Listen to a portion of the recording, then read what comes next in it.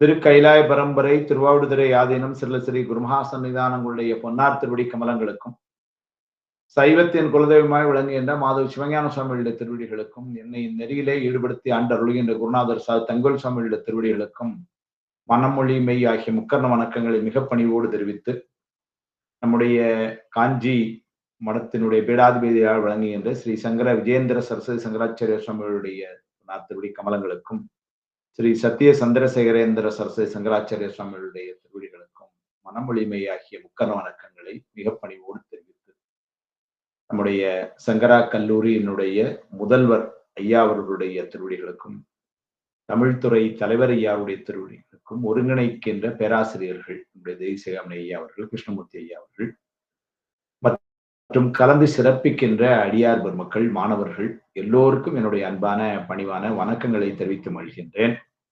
நம்முடைய காஞ்சி மடம் நடத்தி வருகின்ற பல்வேறு விதமான கல்வி சேவையிலே ஒன்று இந்த சைவ சித்தாந்த கல்வியை எல்லாருக்கும் தர வேண்டும் என்று எண்ணத்திலே செயல்படுவது. அந்த வகையிலே நாம் இப்பொழுது பல்வேறு பாடங்களை சைவ சித்தாந்தத்திலே படித்து வருகின்றோம். அதிலே ஒரு தாள் நமக்கு இப்பொழுது திருவுந்தியாரும் இருபாயிருபகுதும் என்பது. அந்த வகையிலே திருவுந்தியார் இந்த வகுப்பிலே இப்பொழுது 5வது வகுப்பிலே நாம் இன்றைக்கு சந்திக்கின்றோம். அகலமாய் யாரும் அறிவறிது அப்பொருள் சகலமாய் வந்ததென்று உந்தி வர தானாக தந்ததென்று உந்தி வர என்று ஆரம்பித்த ஒரு நூல். இதுவரைக்கும் 20 பாடல்களை நாம் நிறைவு செய்து வந்திருக்கிறோம். உந்தியார் என்பது நான் முதலிலேயே சொன்னது போல பாடல்களுடைய எண்ணிக்கையும் குறைவுதான், 45 தான். பாடல்களும் பாத்தீங்கன்னா ரொம்ப சின்ன சின்ன அளவிலே இருக்கக்கூடிய ஒரு 3 வரியில உள்ள பாடல்கள் தான். அதனால இந்த மொத்த நூலுமே கணக்கு பார்த்தா கிட்டத்தட்ட ஒரு 135 வரியில மொத்தமா முடிஞ்சே போச்சு. ஆனால் நிறைய செய்திகள் மிக நுட்பமாக சொல்லப்பட்ட செய்திகள், இதெல்லாம் உபதேசமாக வாங்கி தன்னுடைய மாணாக்கர்களுக்கு உபதேசமாய் கொடுத்த அப்படி அந்த பரம்பரையிலேயே வந்த செய்திகள். அதனால குருநாதர் வழி நின்று பயின்ற மாணவர்களும் குருநாதருடைய திருவடி கீழே இருந்து இந்த பாடங்களை உபதேசமாக கேட்ட சிறப்பினாலே சொல்லப்பட்ட அந்த செய்திகளும் மிக உயர்ந்த நடையிலும் உயர்ந்த சித்தாந்தமுமாக இருக்கின்றன. அந்த வகையிலே 45 பாடல்கள் தான் என்று சொன்னாலும் கூட நிறைய சொல்லக்கூடிய செய்திகள் எல்லாம் முக்தியையும் அந்த மேலான நிலையும் தான் பேசுகிறதாக அமைகிறது. அறிவு பகுதியாக அல்லது ஆராய்ச்சி பகுதியாக அமைந்திருப்பதை விட அனுபூதி பகுதியாக அமைந்திருக்கின்ற பகுதிகள் தான் அதிகம்.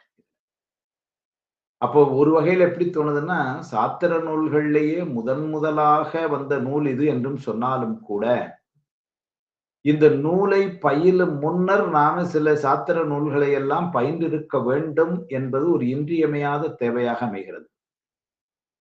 உண்மை விளக்கம், திருவருள் பயன் போன்ற அடிப்படை சாத்திர நூல்கள், இன்னும் வாய்ப்பு இருந்தா சிவஞான போதம், சிவப்பிரகாசம் போன்ற நூல்கள், இவையெல்லாம் நாம கொஞ்சம் கற்று அந்த அடிப்படை தெளிவு இருந்தால்தான் இந்த திருவுந்தியாரை முழுமையாக நாம் அனுபவிக்க முடியும் என்பது இந்த நூலை பயிலும் பொழுது நம்மால் உணர முடிகிறது. அந்த வகையிலே நாம் ஏற்கனவே இதுவரைக்கும் 20 பாடல்களை பார்த்திருக்கிறோம். 20வது பாட்டுல இரவு பகல் இல்லா இன்ப வெளியூடே விரவி விரவி நின்று உந்தி பெற விரைய விரைய நின்று உந்தி பெற என்று சொன்னார்.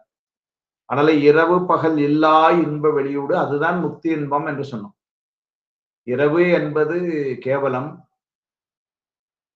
பகல் என்பது சகலம். அதனால இந்த இரவு பகல் இல்லா அப்படின்னா இரவும் பகலும் இங்கு இந்த உலகத்துலதான் இது ரெண்டும் மாறி மாறி வந்து கொண்டிருக்கும். இறைவனுடைய திருவடியில இருந்து அனுபவிக்கின்ற அந்த முக்தி இன்பம் என்ற இடத்துல அங்க இரவு என்பதெல்லாம் இல்லை, பகல் என்பதில் ஒரே நிலையில தான் இருப்போம். அதனால இரவு பகல் இன்ப இல்லா இன்ப வெளியூடு என்று சொன்னார். பகலிரவு அனவிடா நிலையில் சந்ததம் சேர்க்க தயவு செய்யாயோ சரவண சுயம் பெருமாளேன்னு பாம்பன் சுவாமி சொல்றார். அப்ப பகல் இரவு இதெல்லாம் அனவிடா நிலை அப்படின்னா அது சுத்த நிலை, முக்தி நிலை. அதனால இரவு பகல் இல்லா இன்ப வெளியூடே விரவி விரவி நின்று உந்தி பெற. அதனால இந்த அறிவும் அறியாமையும் மாறி மாறி வருகின்ற இந்த உலகம், இப்ப இதுலயே கூட நம்ம அப்பப்ப கேவலத்துக்கு போயிட்டு வந்துகிட்டு இருக்கிறோம். அப்படின்னா என்ன அர்த்தம்னாரு, பகல்ல நம்ம வந்து 4 பேரோட செய்யறோம். இந்த கருவிகள் எல்லாம் தொழிற்பட்டு இருக்கின்ற நிலவிலே, நனவு நிலையிலே கொஞ்சம் தெளிவாய் இருக்கிற நாம, உறக்க நிலைக்கு போகும்போது இருள்ல என்ன ஆயிடும்னாரு, நிறைய கருவிகள் வேலை செய்யாம, அப்ப வந்து எதுவும் தெரியாமல் அறியாமைக்குள்ள போயிடும்.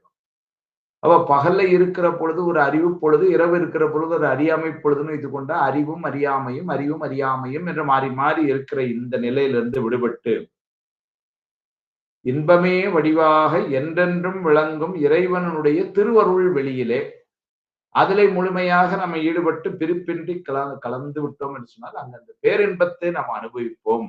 அதுதான் வேணும் என்று வந்து அந்த செய்தியை ஏற்கனவே நாம வந்து 20வது பாட்டுல சொன்னோம். இப்ப 21வது பாட்டுலையும் இறைவனை பற்றி ஒரு செய்தி வந்து சொல்றார். சொல்லும் பொருள்களும் சொல்லாதனவும் அங்கு அல்லனாய் ஆனான் என்று உந்தி பெற அம்பிகை பாகன் என்று உந்தி பெற. சொல்லும் பொருள்களும் சொல்லாதனவும் அங்கு அல்லனாய் ஆனான் என்று உந்தி பெற. சொல்லால் விளக்கத்தக்க உள்ள பொருள்கள் இந்த உலகத்திலே, சொல்லால் விளக்கத்தக்க உள்ள பொருள்கள் என்று சொன்னால் இந்த உலகத்திலே நாம் சுட்டி அறிகின்ற பொருள்கள் அப்படி வைத்துக் கொள்ள வேண்டும். இந்த பொருள்கள் இது இது என்று தெரிந்து நாம் வந்து அனுபவிக்கிறோம், சுற்றி அறிகின்றோம். அதனால அந்த பொருள்களாகவும் அதெல்லாம் அப்போ சட பொருள்களையும் வந்து யார் தொழில்படுத்துறான்னு சொன்னாங்க. நீங்க சடப்பொருள்களையும் நமக்கு வந்து கொண்டு வந்து கொடுத்தது யாரு? சுவாமி தான் கொடுத்தான். இந்த உலகம் என்பதனை சுவாமி உலகம் என்பதனை சுவாமி கொடுத்துதான் நாம் அனுபவித்துக் கொண்டிருக்கிறோம். அதனால இந்த உலகத்தினுடைய நுகர்ச்சி பொருள்கள் எல்லாம் புவனம் போகம் சுவாமி தந்தது தானே. அதனால இந்த உலகமே ஒரு சடப்பொருள் தானே. அப்ப இந்த உலகத்தில் உள்ள பொருள்கள் சடப்பொருள்கள் அவையும் கூட எங்க இருந்தனாரு? எல்லாம் சுவாமியினால வந்தது. அதனால சொல்லும் பொருள்களும் சொல்லாதனவும் சொல்லால் விளக்க இயலாத பொருள்கள்னு பொருள். நீங்க அந்த சொல்ல முடியாத பொருள்கள் என்பதனை இல்பொருள்கள் என்று ஒரு செயல் சொன்னாங்க உரையாசிரியர். ஒரு சில உரையாசிரியர் எப்படி நுட்பமா எழுதுனாங்க, அந்த இல்லாத பொருள்கள் அப்படிங்கிறது சொல்லுவதற்கு இல்லாத அப்படின்னா அது உணர வேண்டிய பொருள் என்று அர்த்தம். அது யார் சொல்றாருன்னா யோகியர்கள் உள்ளத்தில மட்டும் உணர்கின்ற பொருள் என்று இறைவனை வந்து காட்டுகிறார்கள். அதனால வந்து சைவ சித்தாந்தம் சொல்லுது வெறும் யோகம் என்பதும் ஒரு அதை ஞாபகத்துக் கொள்ளணும். யோகியர்கள் அடைகின்ற அந்த ஒரு நிறைவு அதுல நிக்கல சைவ சித்தாந்தம். அதற்கு மேலேயும் ஒன்னு எடுத்துட்டு போகுது. யோகத்தினாலே கிடைப்பது எதுன்னா ஞானம், அந்த ஞானத்தினால் கிடைப்பது வீடு பேரு. இதான் சைவ சித்தாந்தம் சொல்றது. அதனால யோகியர்கள் என்ன சொல்றாங்க, யோகத்திலேயே பெருமானை அடையலாம் என்று ஒரு காட்டுகிறார்கள். அந்த யோகத்திலே அடைகின்ற அந்த நிலை அதைத்தான் அவர்கள் அங்க சொல்லுகிறார்கள். அது வந்து உணரக்கூடிய பொருள். அதனால இந்த இடத்துல சொல்லாதனவும் அப்படின்னா சொல்ல முடியாமல் ஆனால் உணர்கின்ற பொருள். அப்படி சொல்லும் பொருள்களும் சொல்லாதனவும் அங்கு அல்லனாய் அப்படி இந்த பொருள்களாயும் இருக்கின்றான் சுவாமி. இந்த பொருள்களுக்கு அல்லனாயின இந்த பொருள்களை எல்லாம் கடந்தும் நிற்கிறான்னு அர்த்தம். நீங்க கடவுள் என்கின்ற சொல்லே எப்படி வந்து அமைந்திருக்கிறது தமிழ்ல அப்படின்னு சொன்னா, எல்லா பொருள்களையும் அவன் கடந்தும் இருக்கிறான், எல்லா பொருள்களுக்கும் உள்ளும் இருக்கிறான். அப்ப எல்லா பொருள்களையும் கடந்து நிற்றல் என்பது அவனுடைய சிறப்பியல்பு. எல்லா பொருள்களோடும் உள்ளே கலந்து இருப்பது அவனுடைய பொது இயல்பு. ஒரே வார்த்தையில சொன்னா எப்படி இருக்கிறான்னாரு, அவன் கலந்தும் இருக்கிறான், கடந்தும் இருக்கிறான். அதுதான் சிறப்பு. அதைத்தான் வந்து சொல்லும் பொருள்களும் சொல்லாதனவும் அங்கு அல்லனாய் என்று சொன்னார். யாவையுமாம் அல்லையுமாம் அப்படின்ற திருவாசகம். அப்ப யாவையுமாம்னு சொல்லிட்டு அப்புறம் அல்லையுமாம் அப்படின்னா என்ன அர்த்தம்? எல்லாத்துக்கும் அப்பாற்பட்ட இறைவனை வந்து இந்த தன்மை வந்து எங்கேயுமே கொண்டு நிறுத்த முடியாது. அதுதான் வந்து அவன் உருவமுடையவனா, அருவமுடையவனா, அருவுருவமுடையவனா, எங்கன்னு அவன் சுவாமி கொண்டு நம்ம நிறுத்துறது? எல்லாவற்றையும் சொல்லி அவர் ஒரு வார்த்தை சொல்லாது, எல்லாவற்றுக்கும் கடந்து அல்லது அது இல்லாத தன்மையும் உடையவனாய் அப்படின்னு வந்து சொல்லிட்டு போயிட்டார். அதுதான் சொல்லும் பொருள்களும் சொல்லாதனவும் அங்கு அல்லனாய் ஆனான் என்று உந்தி வர. அப்படியான தன்மையை உடையவன் பெருமான். நீங்க பெருமானுடைய இலக்கணத்தை யாராலும் முழுமையாக அறிய முடியாது. அதை ஆங்காங்கு நூல்கள் நமக்கு சொல்லியிருக்கு. அகலமாய் யாரும் அறிவரிது. அப்படித்தானே இந்த நூல் ஆரம்பமே அப்படித்தானே சொல்லுச்சு. யாரும் அறிவரிது அப்படிங்கிற இடத்துல உரையாசிரியர் என்ன உரை எழுதுனாங்கன்னா, பெருமானுடைய அருளை பெற்று முக்தி இன்பத்தை அடைந்திருக்கிறார்களே அந்த ஆன்மாக்கள் கூட அப்படின்னு எழுதிட்டாங்க. அப்படின்னா அவன் காட்சியினால் தான் அறிய முடியுமே ஒழிய வேறு எந்த வகையிலும் யாராலும் முழுமையாக அவனை அறிய முடியாது. அறிந்தார் இல்லை, அதுதான் உண்மை. கூடவே இருந்த சுந்தரமூர்த்தி சுவாமிகள் சுவாமிக்கு என்ன வேணாலும் கேட்டு பெறக்கூடிய நிலையிலே இருந்தவர்கள். சுந்தரமூர்த்தி சுவாமிகளுக்கு சுவாமிகள் அருளிய திறத்தை எல்லாம் நாம் பெரியபுராணத்துல பயிலும் பொழுது எவ்வளவு நெருக்கமாக இருந்திருக்கிறார்கள் என்பதையெல்லாம் நாம் அறிகிறோம். அவரும் கூட என்ன சொல்லிட்டார், ஒரே வார்த்தை, இன்ன தன்மையன் என்று அறிவொன்னாய் எம்மான். சுவாமியை இன்ன தன்மையுடையவன், இதுதான் அவனுடைய குணம் என்றோ, இதுதான் அவனுடைய நிறம் என்றோ, இதுதான் அவனுடைய வடிவம் என்றோ, இதுதான் அவனுடைய தன்மை என்றோ சொல்ல முடியாது. சுந்தரமூர்த்தி சுவாமிகளாலேயே சொல்ல முடியலன்னா வேற யாரால நம்மை உமக்கு தோழமையாக தந்தனம்னு சுவாமியே சொன்னா. அப்படிப்பட்ட ஃப்ரெண்டு, அந்த ஃப்ரெண்டு கூடவே இருந்தது, அதுக்கே சொல்ல தெரியல. என்ன சொல்ல முடியாதுன்னாரு. அதுதான் நம்ம பெருமானுடைய சிறப்பு. இது அவன் திருவுரு, திருப்பள்ளி எழுச்சி சொல்லு. அதுபல சுவையன அமுதன அரிதற்கு அரிதன எளிதன அமரரும் அறியார். எளிதனன்னு சொன்னார், அதுக்கப்புறம் ஒரு அர்த்தப்பட்டார், தேவர்களுக்கே கிடைக்கலன்ட்டு. எளிதன அமரரும் அறியார், இது அவன் திருவுரு, இதுதான் அவனுடைய தன்மை, சிறப்பு அது. அதனால சொல்லும் பொருள்களும் சொல்லாதனும் அங்கு அல்லனாய் ஆனான் என்று உந்தி பெற.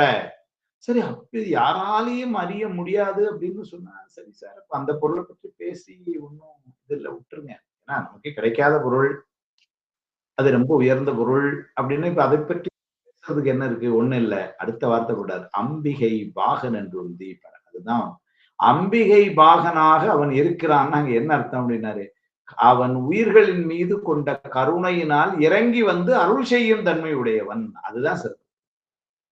எல்லாவற்றையும் கடந்து இருக்கின்ற அவனுடைய நிலைப்பாடு என்பது அவனுடைய உயர்ந்த தன்மை. அது யாவர்க்கும் மேலாம் அளவிலாச்சிருடையான். அதே நேரத்துல எல்லாருக்கும் இறங்கி கீழே சேருது அவனுடைய கருணை. ஒண்ணு முதல்ல அவனுடைய வல்லமை அல்லது சிறப்பு. அடுத்தது அப்பேற்பட்ட அவ்வளவு பெரியவன், ஆனா எப்படி இருக்கிறான்னு எல்லா உயிர்களுக்கும் இறங்கி கருணை செய்யக்கூடிய நிலையில இருக்கிறான். அதுதான் பெரிய கருணை. பாரபட்சமின்றி எல்லா உயிர்களுக்காக இறங்கி வரான். அப்படி வரும்பொழுது எப்படி இருக்கிறான்னாரு, கூடவே அம்மா. அதுதான் அம்மா அல்லது திருவருள் அல்லது சக்தி அல்லது கருணை, இதெல்லாம் ஒரே பொருள் சொற்கள். அதனால என்ன வார்த்தை பண்ணாரு, அம்பிகை பாகன் என்று உந்தி பரன்னர். எப்பமெல்லாம், ஏன்னா அவன் அம்மாவோடு சேர்ந்து இருப்பதே இந்த உயிர்களுக்கு அருள் புரியறதுக்குத்தான் தான் நம்முடைய திருவருள் பயன் சாத்தனம் சொல்லிச்சு. 2வது பாட்டிலே சொல்லு, தன்னிலைமை மண்ணுயிர்கள் சார தரும் சக்தி பின்னமிலான் எங்கள் விரான். அம்மா விட்டு அவன் பிரியாமல் இருக்கிறது எதுக்குன்னாரு, இயல்பாகவே பாசங்களோடு உழன்று கொண்டிருக்கின்ற இந்த உயிர்கள் அந்த நிலையை விட்டு நீங்கி இயல்பாகவே பாசங்களில் இருந்து நீங்கிய பெருமானை சென்றடைந்து அந்த இன்பத்தை நுகர வேண்டும். அதனால தன்னிலைமை, அவனுடைய நிலைமை இந்த நுண்ணுயிர்கள், நிலை பெற்று விளங்குகிற உயிர்கள் அடைய வேண்டும். சாரல்னா உடை அடைதல். அதனால தன்னிலைமை மண்ணுயிர்கள் சார அதற்காகவே தரும் சக்தி பின்னமிலான் எங்கள் விரான். சார்ந்தவர்க்கு இன்பங்கள் தலைக்கும் வண்ணம் நேர்ந்தவன் நேரிழையோடும் கூடி. இது ஞானசம்பந்த திருவள்ளுவர். அப்ப அம்மாவோட அவன் இருக்கதே இருக்குனாரு, உயிர்களுக்கு அருள் செய்வதற்காக. அதுதான் அவனுடைய பெரிய கருணை. அருள் என்பதே சக்தி என்றுதான் பொருள். அருளது சக்தியாகும் அரண் தனக்கு அருளையின்றி தெருள் சிவம் இல்லை, சிவமின்றி சக்தி இல்லை. அப்படிதான் சித்தியார். எத்திரம் நின்றான் ஈசன் அத்திரம் அவளும் நிற்பள், சித்தியார். அதனால சுவாமி கூடவே அம்மா இருக்காங்க. எதுக்குன்னாரு, உலகத்துக்கு இந்த உயிர்களுக்கு அருள் புரியுது. அப்போ முதல்ல 2 வரியில அவன் எல்லாவற்றையும் கடந்து நிற்கின்ற உயர்ந்த பொருள் என்று சொன்ன உயர்ந்த தேவனாயனா, அடுத்த வார்த்தையில என்ன சொல்லிட்டார், அப்பேற்பட்ட உயர்ந்த பொருள் நம்மீது உள்ள கருணையினால் நமக்காக இறங்கி அருள் செய்கிறது. அருள்னாலே அம்மா தானே. ஆனால அம்பிகை பாகன், எங்கெல்லாம் அம்பிகை பாகன் என்று சொல்லி உமையொரு பாகன் சொல்றாரு, அங்கெல்லாம் வந்து முழுக்க முழுக்க உயிர் மேல் உள்ள உமையாள் கனவாய் என ஆழ்வாய்ன்னு தான் வந்து சொல்ற. காதல் செய்து கழித்து பிதற்றி கடிமாமலரிட்டு உணை ஏத்தி ஆதல் செய்யும் அடியார் இருக்க ஐயங்கொள்வது அழகிதே. ஓதக் கண்டேன் உன்னை மறவேன் உமையாள் கனவாய் என ஆழ்வாய். திருக்கச்சூர் தேவம் சுந்தர். அதே வார்த்தை அப்படியே மாணிக்கவாசகர் பயன்படுத்துறார். உழைத்தால் பண்டை கொடுவினை நோய் காவாய் உடையாய் கொடுவினையன் உழைத்தால் உறுதி உண்டோதான் உமையாள் கனவாய் என ஆழ்வாய். பிழைத்தால் பொறுக்க வேண்டாவோன்னு. இந்த பிழைத்தால் நம்ம தப்பு செய்யும் பொழுது பொறுக்கிறதுன்னு அது அவனுடைய கருணை. அது அம்மா கூட இருக்கனால உமையாள் கனவா நாங்கள் பிழைத்தால் நீ பொறுக்க வேண்டாவோ. குன்றே அணைய குற்றங்கள் குணமாம் என்றால் என்றே நீ கொண்டால் என்றான் கெட்டது இறங்கிடா. இப்படி எல்லாம் வந்து பிழைத்த பத்தில பேசுறேன். ஏன்னா அம்மா கூட இருக்கும் பொழுது அவ்வளவு கருணை. ஒரே கருணையினாலே அம்மா தான். அதனால என்ன சொன்னார், முதல்ல எல்லாவற்றையும் கடந்திருக்கின்ற மேலான அந்த பொருள் என்று அவனுடைய சிறப்பியல்பை சொல்லி, அந்த சிறப்பியல்புல உண்மை எது என்று சொன்னால் அவன் உயிர்கள் மீது கொண்ட பாரபட்சமற்ற கருணை என்பதை காட்டினார்.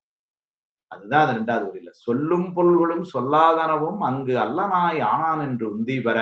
அடுத்த வரியில அம்பிகை பாகன் என்று உந்தி பெற என்று சொல்லி உண்மையாக வந்து ஒரு செய்தியை சொன்னார். அந்த அல்லனாய் ஆனான் அப்படின்னா யாருக்கு அந்த சொல்லாதனவும் அப்படிங்கிறதுக்கு நம்முடைய அருணையார் உரையில இறைவன் பிறர்க்கு சொல்லப்படும் பருப்பொருள்களாகவோ யோகியர்தம் உள்ளத்தால் மட்டுமே உணரப்படும் நுண்பொருள்களாகவோ. அதுதான் யோகியர்களால் மட்டும் அப்படின்னா அவர்களால் உணர மட்டும் அப்படின்னு சொன்னதுனால அங்கு சொல்லாதன சொல்லாமல் அப்படின்னா வந்து சொல்லினால் இல்லாமல் உணர்கின்ற பொருளாய் அதுதான் சொல்ல.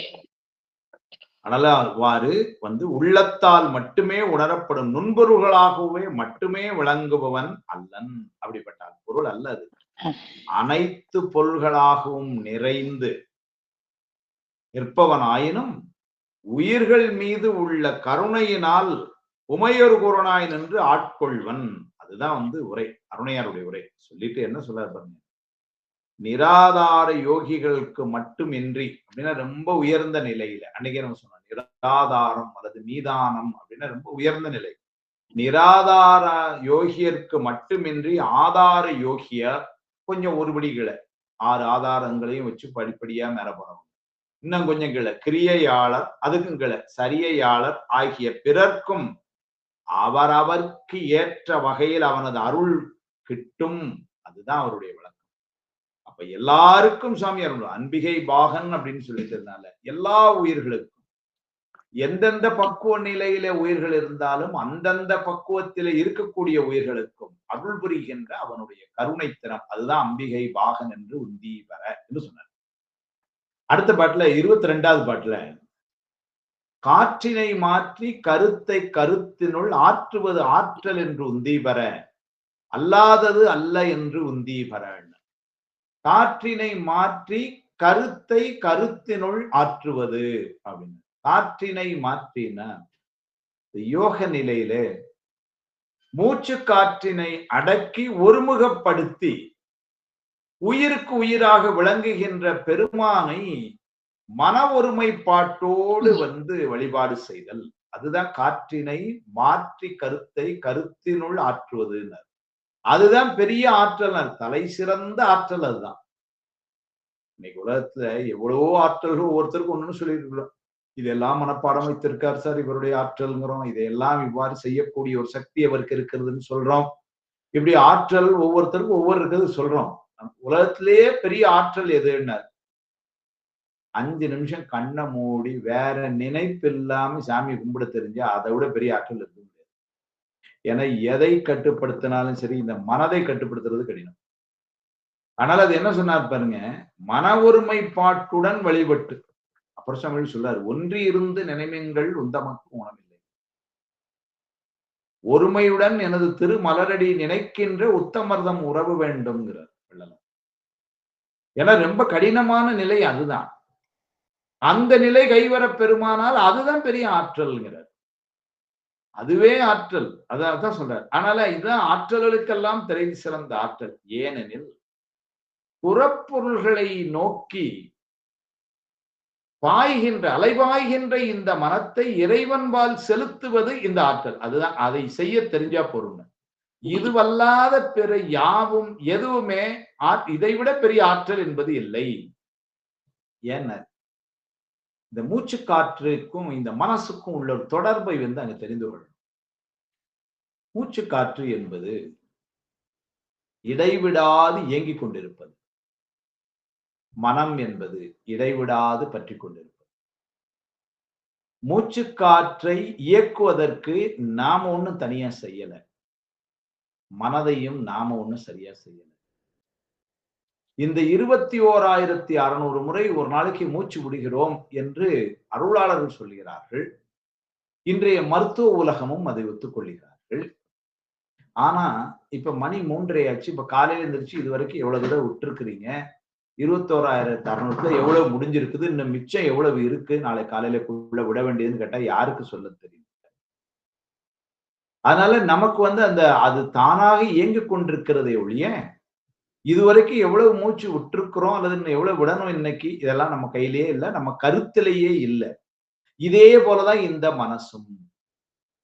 அது எதையெல்லாம் பற்றி கொண்டிருக்கிறது, எப்படி இருக்கு, நம்ம கையிலேயே இல்லை. அதுதான் சொல்றாரு. அப்போ யோகிகள் எப்படி இருக்கிறார்கள்? முதல்ல மூச்சை தன்னுடைய கட்டுக்குள்ளே வைத்திருக்கிறார்கள். இந்த இதுல நாம 2 விதமாக உள்ள எடுக்கிறோம். இடகலை, பிங்கலை என்று சொல்லுவோம். இந்த இடகலை, பிங்கலை என்ற 2 நாடிகளின் வழியா இந்த மூச்சு காற்றை நம்ம வாங்குறோம்னா, அதை நாம ஒரு வாங்கும் எவ்வளவு உள்ள எடுக்கணும், எவ்வளவு நேரம் உள்ள வைக்கணும், எப்ப திரும்ப விடணும், இந்த கட்டெல்லாம் பாத்தீங்கன்னா நம்ம கையில இல்லை. இதை யாரு கட்டுப்படுத்தி அந்த நிலைப்பாடை கொண்டு வருகிறார்களோ அவர்களே ஆற்றலுடையார். யோகிகள் இருக்கிறாங்க. யோகத்துல ரொம்ப உயர்ந்த நிலையில இருக்கிறாங்க. இன்னும் கூட திருமூலர் சொல்றார். திருமந்திரத்துல நிறைய அந்த மூச்சு பயிற்சி பத்தி எல்லாம் சொல்லப்பட்டு, மூச்சு பயிற்சியை பற்றி நிறைய நூல்கள் இதுவரைக்கும் வந்திருக்கு. என்னமோ மூச்சு விட்டாத்தான் உயிரோட இருக்க முடியுங்கிற ஒரு உண்மையை தவிர இந்த மூச்சை பத்தி நமக்கு வேற ஒண்ணும் தெரிய மாட்டாங்க. ஏன்னா தானா இயங்கி கொண்டிருக்கு. அதை நாம் இன்னைக்கு இயக்கணுமே, ஐயோ நான் மூச்சு விட மறந்துட்டேனே அப்படின்னு எல்லாம் அங்க சொல்றதுக்கு ஒண்ணும் இல்லை. அது தானா போய்கொண்டிருக்கு. ஆனா அந்த மூச்சை நம்மளுடைய உணர்வு பூர்வமாக, ஆங்கிலத்தில் சொல்லணும்னா கான்சியஸ்லி, அதை நாம விடுகின்ற ஒரு நிலையில அல்லது அடக்குகின்ற ஒரு நிலையில யாரு காரணம்? யோகிகள் இருக்கிறார்கள். ஒரு குறிப்பு சொல்றாங்க, நம்ம வாழ்நாள் ஆயுள் இவ்வளவு என்று நிர்ணயித்தது எதை வச்சு நிர்ணயித்தார்களாம்? இவ்வளவு மூச்சு என்று வைத்து நிர்ணயித்திருக்கிறார்களாம். அதனால யாரெல்லாம் ஒருத்தர் ரொம்ப நிதானமாக மெதுவாக மூச்சை இயக்குகிறார்களோ அவர்களுக்கு வாழ்நாள் அதிகமா இருக்கும். யார் ஒருத்தர் பரபரன்னு அவசரமா விட்டுறாங்களோ அவங்களெல்லாம் வாழ்நாள் குறைவா இருக்கும். இது திருமந்திரத்துல சொல்லு. அப்ப எவ்வளவு மூச்சு என்பது ஆல்ரெடி நமக்கு கொடுக்கப்பட்ட ஒரு பணம் மாதிரி. இவ்வளவுதான் இந்த லைஃப்ல இவ்வளவு மூச்சு உனக்கு. இதை ரொம்ப கட்டு சட்டுமா கொஞ்சம் கொஞ்சமா ரொம்ப கவனமா குறைவா ஒரு நாளைக்குன்னு விட்டு அப்படின்னா மூச்சை கட்டுப்படுத்தக்கூடிய அந்த ஆற்றல் இருந்தா என்ன ஆகும்னாரு, வாழ்கின்ற ஆயுள் நீளமா இருக்கும்.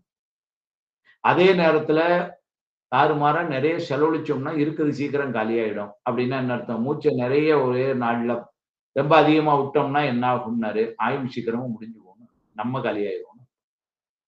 அதனாலதான் ஆசிரியர்கள் அதை மறைமுகமா நமக்கு சொல்லி வச்சாங்க. பரபரக்க வேண்டாம் பலகாலம் சொன்னேன் சுபோசன்.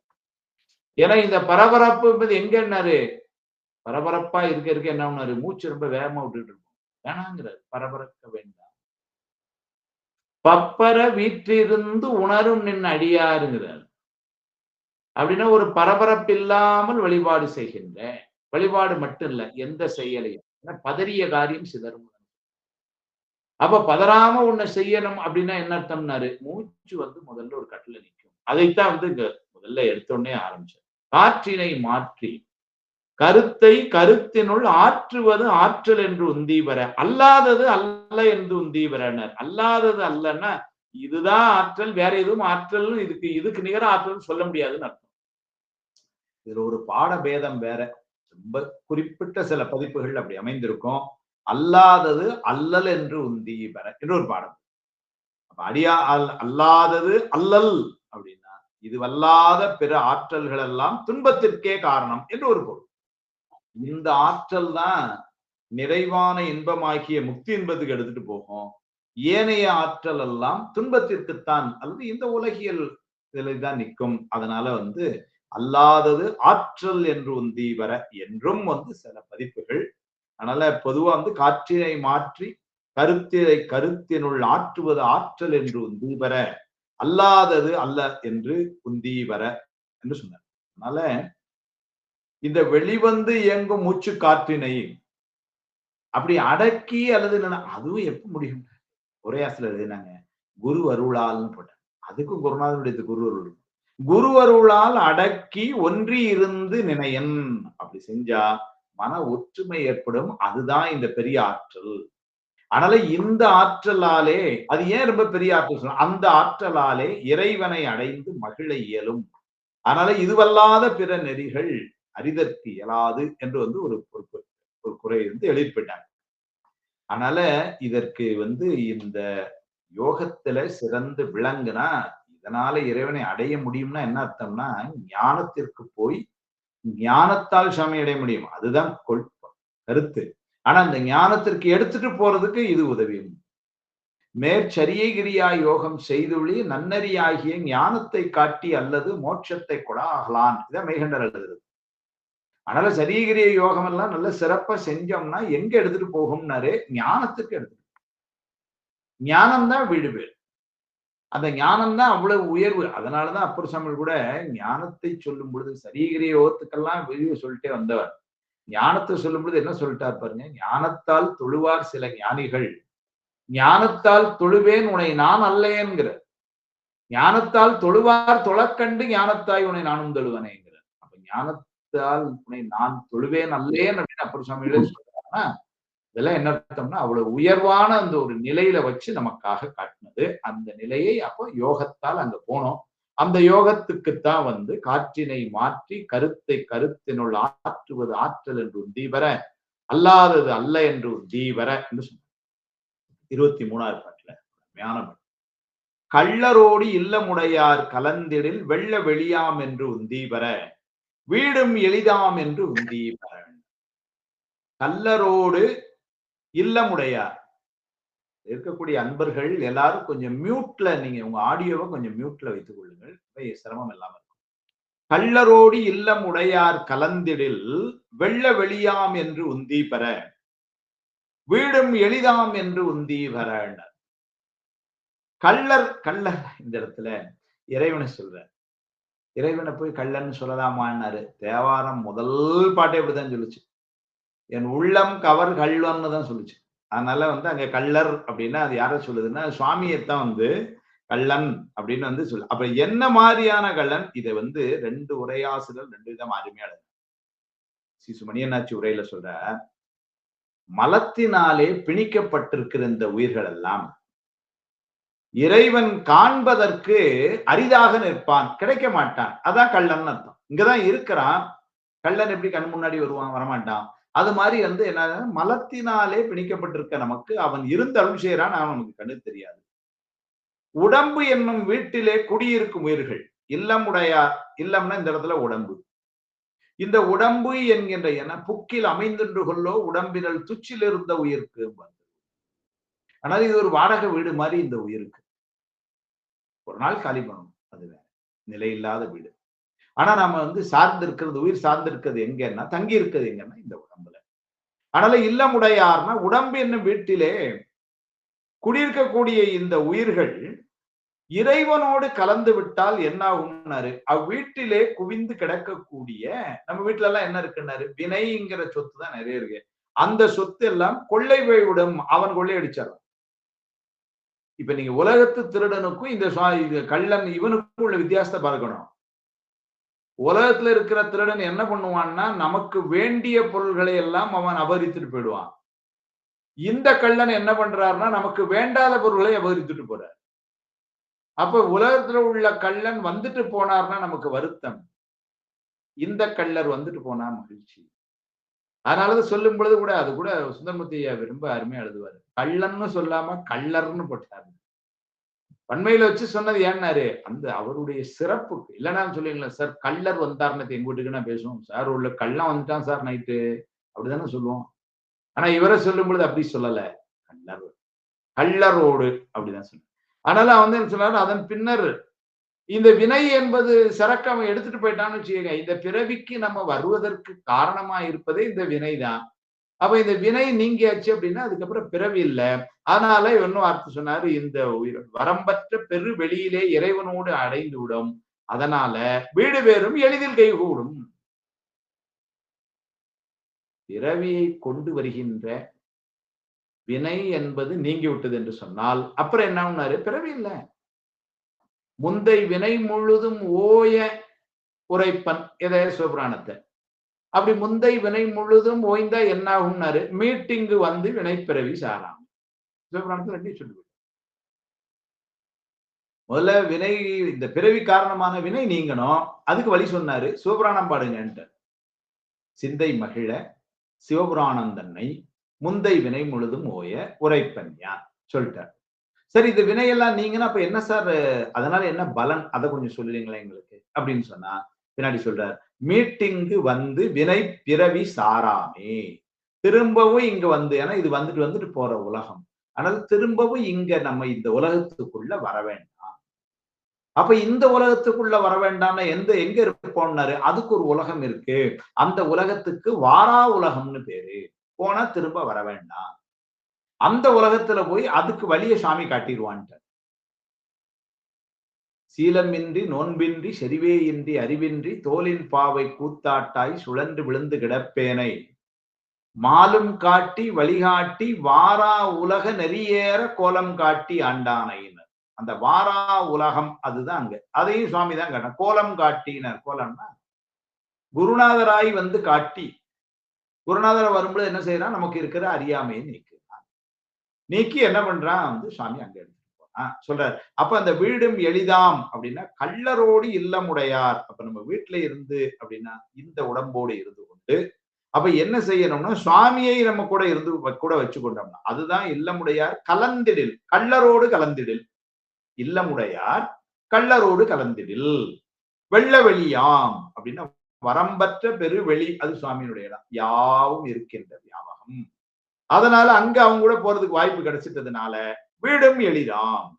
அதனால சுவாமியை வந்து அது மாதிரி கள்ளன் அப்படின்னு ஒரு சொல்ல சொல்லி, வடமொழியில கூட தஸ்கரனாய நம என்று ஒரு தஸ்கரனாய நம அப்படின்னா அவனுக்கு வந்து சொல்லதனுடைய பொருள் என்னன்னா, கல்வனே உனக்கு வணக்கம் என்று. அப்ப கல்வனே உனக்கு வணக்கம் அப்படின்னா வந்து என்னன்னா சாமி அப்படிதான் சொல்றாரு. நிறந்த ஆகாயம் நீர் நிலம் தீ காலாய் ஆவை அல்ல அங்கே கறந்ததோர் உருவே சொல்றாரு இல்லையா திருவாசகம். கோயில் திருவிழா எல்லாமே திருவாசகம் சொல்லி வச்சார். இறந்திறந்துருக என் மனத்துள்ளே எழுகின்ற சோதியை இமையோர் சிறந்தனில் பொலியும் கமலச்சேவடியாய் திருப்பெருந்துரை உரை சிவனே, நிறந்த ஆகாயம் நீர் நிலம் தீ கால் ஆயவை அல்லையாய் ஆங்கே கறந்ததோர் உருவே கலித்தனன் உன்னை கண்ணுறக் கண்டு கொண்டின்றேன். கறந்ததோர் உருவேன்னு என்ன அர்த்தம்? கறந்தனா மறைந்து. ஆனால் அப்படி மறைந்து இருந்து அதுதான் கள்ளன். அப்ப கள்ளரோடு இல்லமுடையார் அப்படின்னா இந்த உடம்போடு இருக்கிற நம்ம உடம்பை விட்டு நீங்கணும்னா செய்ய வேண்டியது என்னன்னாரு, அவனை வந்து இப்போ கூட இருந்து எல்லாத்தையும் நடத்தி கொண்டிருந்தும் ஆனா இருப்பது தெரியாத போல் மறைந்து இருக்கிறான் அந்த கள்ளன். சாமி வந்து அதனாலதான் வந்து அவன் அப்படி வந்து சொல்றாரு. முதல் பாட்டிலையுமே என் உள்ளம் கவர் கள்வன். ஏன் யாருக்குமே தெரியல. அவன் வந்து பால் கொடுத்த போது கூட இருந்தவங்க யாருக்குமே அவன் வந்ததும் தெரியல, பால் கொடுத்ததும் தெரியல. சிவபாத இருதயருக்கே அது தெரியல. அதனால இவர் என்ன சொல்றாரு, என் உள்ளம் கவர் கள்வன் அவன் சாமி. அதனால கள்ளரோடு இல்லமுடையார் என்று இப்படி வந்து எழுதினாங்க. நம்முடைய சுந்தரமூர்த்தி ஐயா அந்த இடத்துல கொஞ்சம் வித்தியாசமா அவர்கள் உரை எழுதுறார். அவர் எப்படி எழுதுறாரு பாருங்க. கனவு காண்பான் ஒருவன் மிகுந்த பொருளுடையவன் மாட்டு சென்றால் சரி, களவு காண்பான் ஒருவன், கனவு நினைக்கிறவன் ஒரு பொருள் இருக்கிறவற்ற போய் அந்த பணத்தை அடிக்கணும்னா அவன் எப்படி இது பண்ணுவான்னா, அவனை கைப்பற்ற அவனை மந்திரத்தினால மருந்தினாலெல்லாம் முடியாது. எப்படி செய்யறான்னாரு, அவன் கூடயே பழகிற மாதிரி இருந்து கூடவே இருந்து கொஞ்ச நாள்ல ஒரு வாய்ப்பு வரும் பொழுது அடிச்சுட்டு போயிடுவான். அதுபோல இயல்பாகவே பாசங்களுடைய உயிர்களுக்கு காண்டற்கு அரியனாய் கல்வனாய் சுவாமி இருப்பான். பின்னர் எப்ப அந்த தகுதி பார்த்து கொண்டு இருக்கிறான், என்ன தகுதின்னாரு, இருவினை ஒப்பும் மலபரிபாகமும் வந்த இடத்து உடல் என்னும் வீட்டினை பெற்றிருக்கும் உயிர்களை என்ன செய்யறான்னாரு, திருவைந்தெழுத்து என்னும் மந்திரத்தாலும் திருநீரு என்னும் மருந்தினாலும் தன்வயமாக செய்து. எல்லாம் எப்படி சொல்றான்னாரு, அவன் ஒரு மந்திரம் ஒரு மருந்து என்னன்னாரு, திருவைந்தெழுத்து என்பது மந்திரம், திருநீர் என்பது மருந்து. இந்த ரெண்ட கொண்டு யார் கொண்டாடுறாரு, குருநாதரா அதை கொண்டு என்ன பண்றான்னாரு, அவ்விருளத்து நின்ற மலங்களை இறைவன் என்னும் கல்வன் கவர்ந்து விடுவான். கவர்ந்து விடுவான்னா அந்த மலங்களை எல்லாம் அவன் கையில எடுத்துட்டு போயிடறான், வினையை எடுத்துட்டு போயிடுறான், மலத்தை எடுத்துட்டு போயிடுறான். அப்பொழுது உயிர்களுக்கு சிந்தையும் மொழியும் செல்லா நிலைமையதாகிய வீடும் எளிதில் கிடைக்குமா என்று எழுதினார்.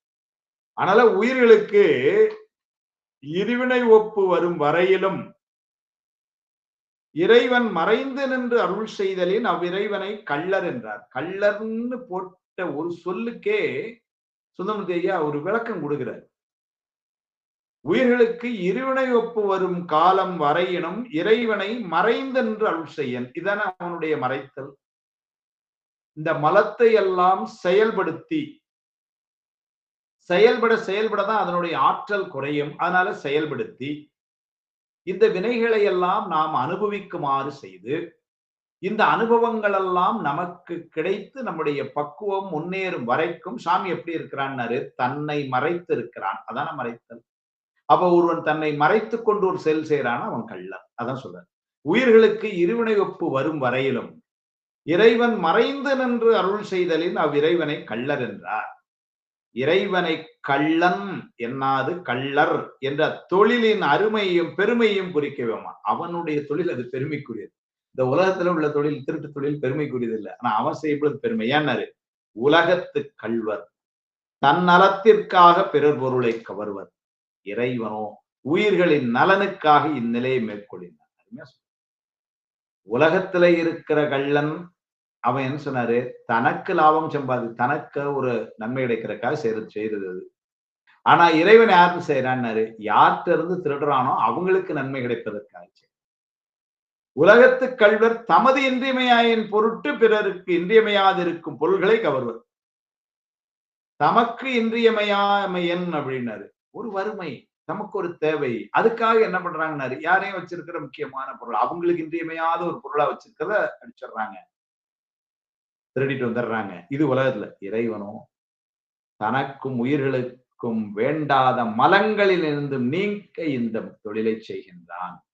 அதனால உயிர்களுக்கு தேவையில்லாத அந்த மலம் அதை நீக்கிறான். அவனுக்கும் அது தேவையில்லை, ஏன்னா அவனுக்கு இயல்பாகவே அது கிடையாது. அது அவன் முன்னாடி நிற்கவும் முடியாது. அதனால உலகத்து கள்வரை நாமே வருந்தி தேடி கண்டால் என்று அவர்களே முந்துர வருவதில்லை. சுவாமி எப்படி இருக்கணும், இறைவனோ அன்பால் நினைவர்களது உள்ள கமலத்தின் கண்ணே அவர்கள் நினைந்த வடிவோடு வரும் இயல்பினன். சுவாமி குருநாதராய், அதனால அவனே செய்யறான். அதனால அவனை கள்ளர் என்று சொன்னா உயர்வாக சொன்னார். இல்லமுடையார் என்று சொன்னாலும் இந்த உடம்பை இல்லமாக உடைய உயிர்கள்னு வரும். அதனால கள்ளரோடு இல்லமுடையார் கலந்திடில், பொருள் நம்ம புரியுதுக்கு எப்படி படித்துக் கொள்ளணும். இல்லமுடையார் கள்ளரோடு கலந்திடில் வெள்ள வெளியாம் என்று உந்தீபர. அங்க கலந்துட்டோம்னா அவன் இருக்கக்கூடிய வெட்ட வெளி, அதான வெளிதானே அவனுடைய. அதனால அதுல கலந்து விடுகிறோம்.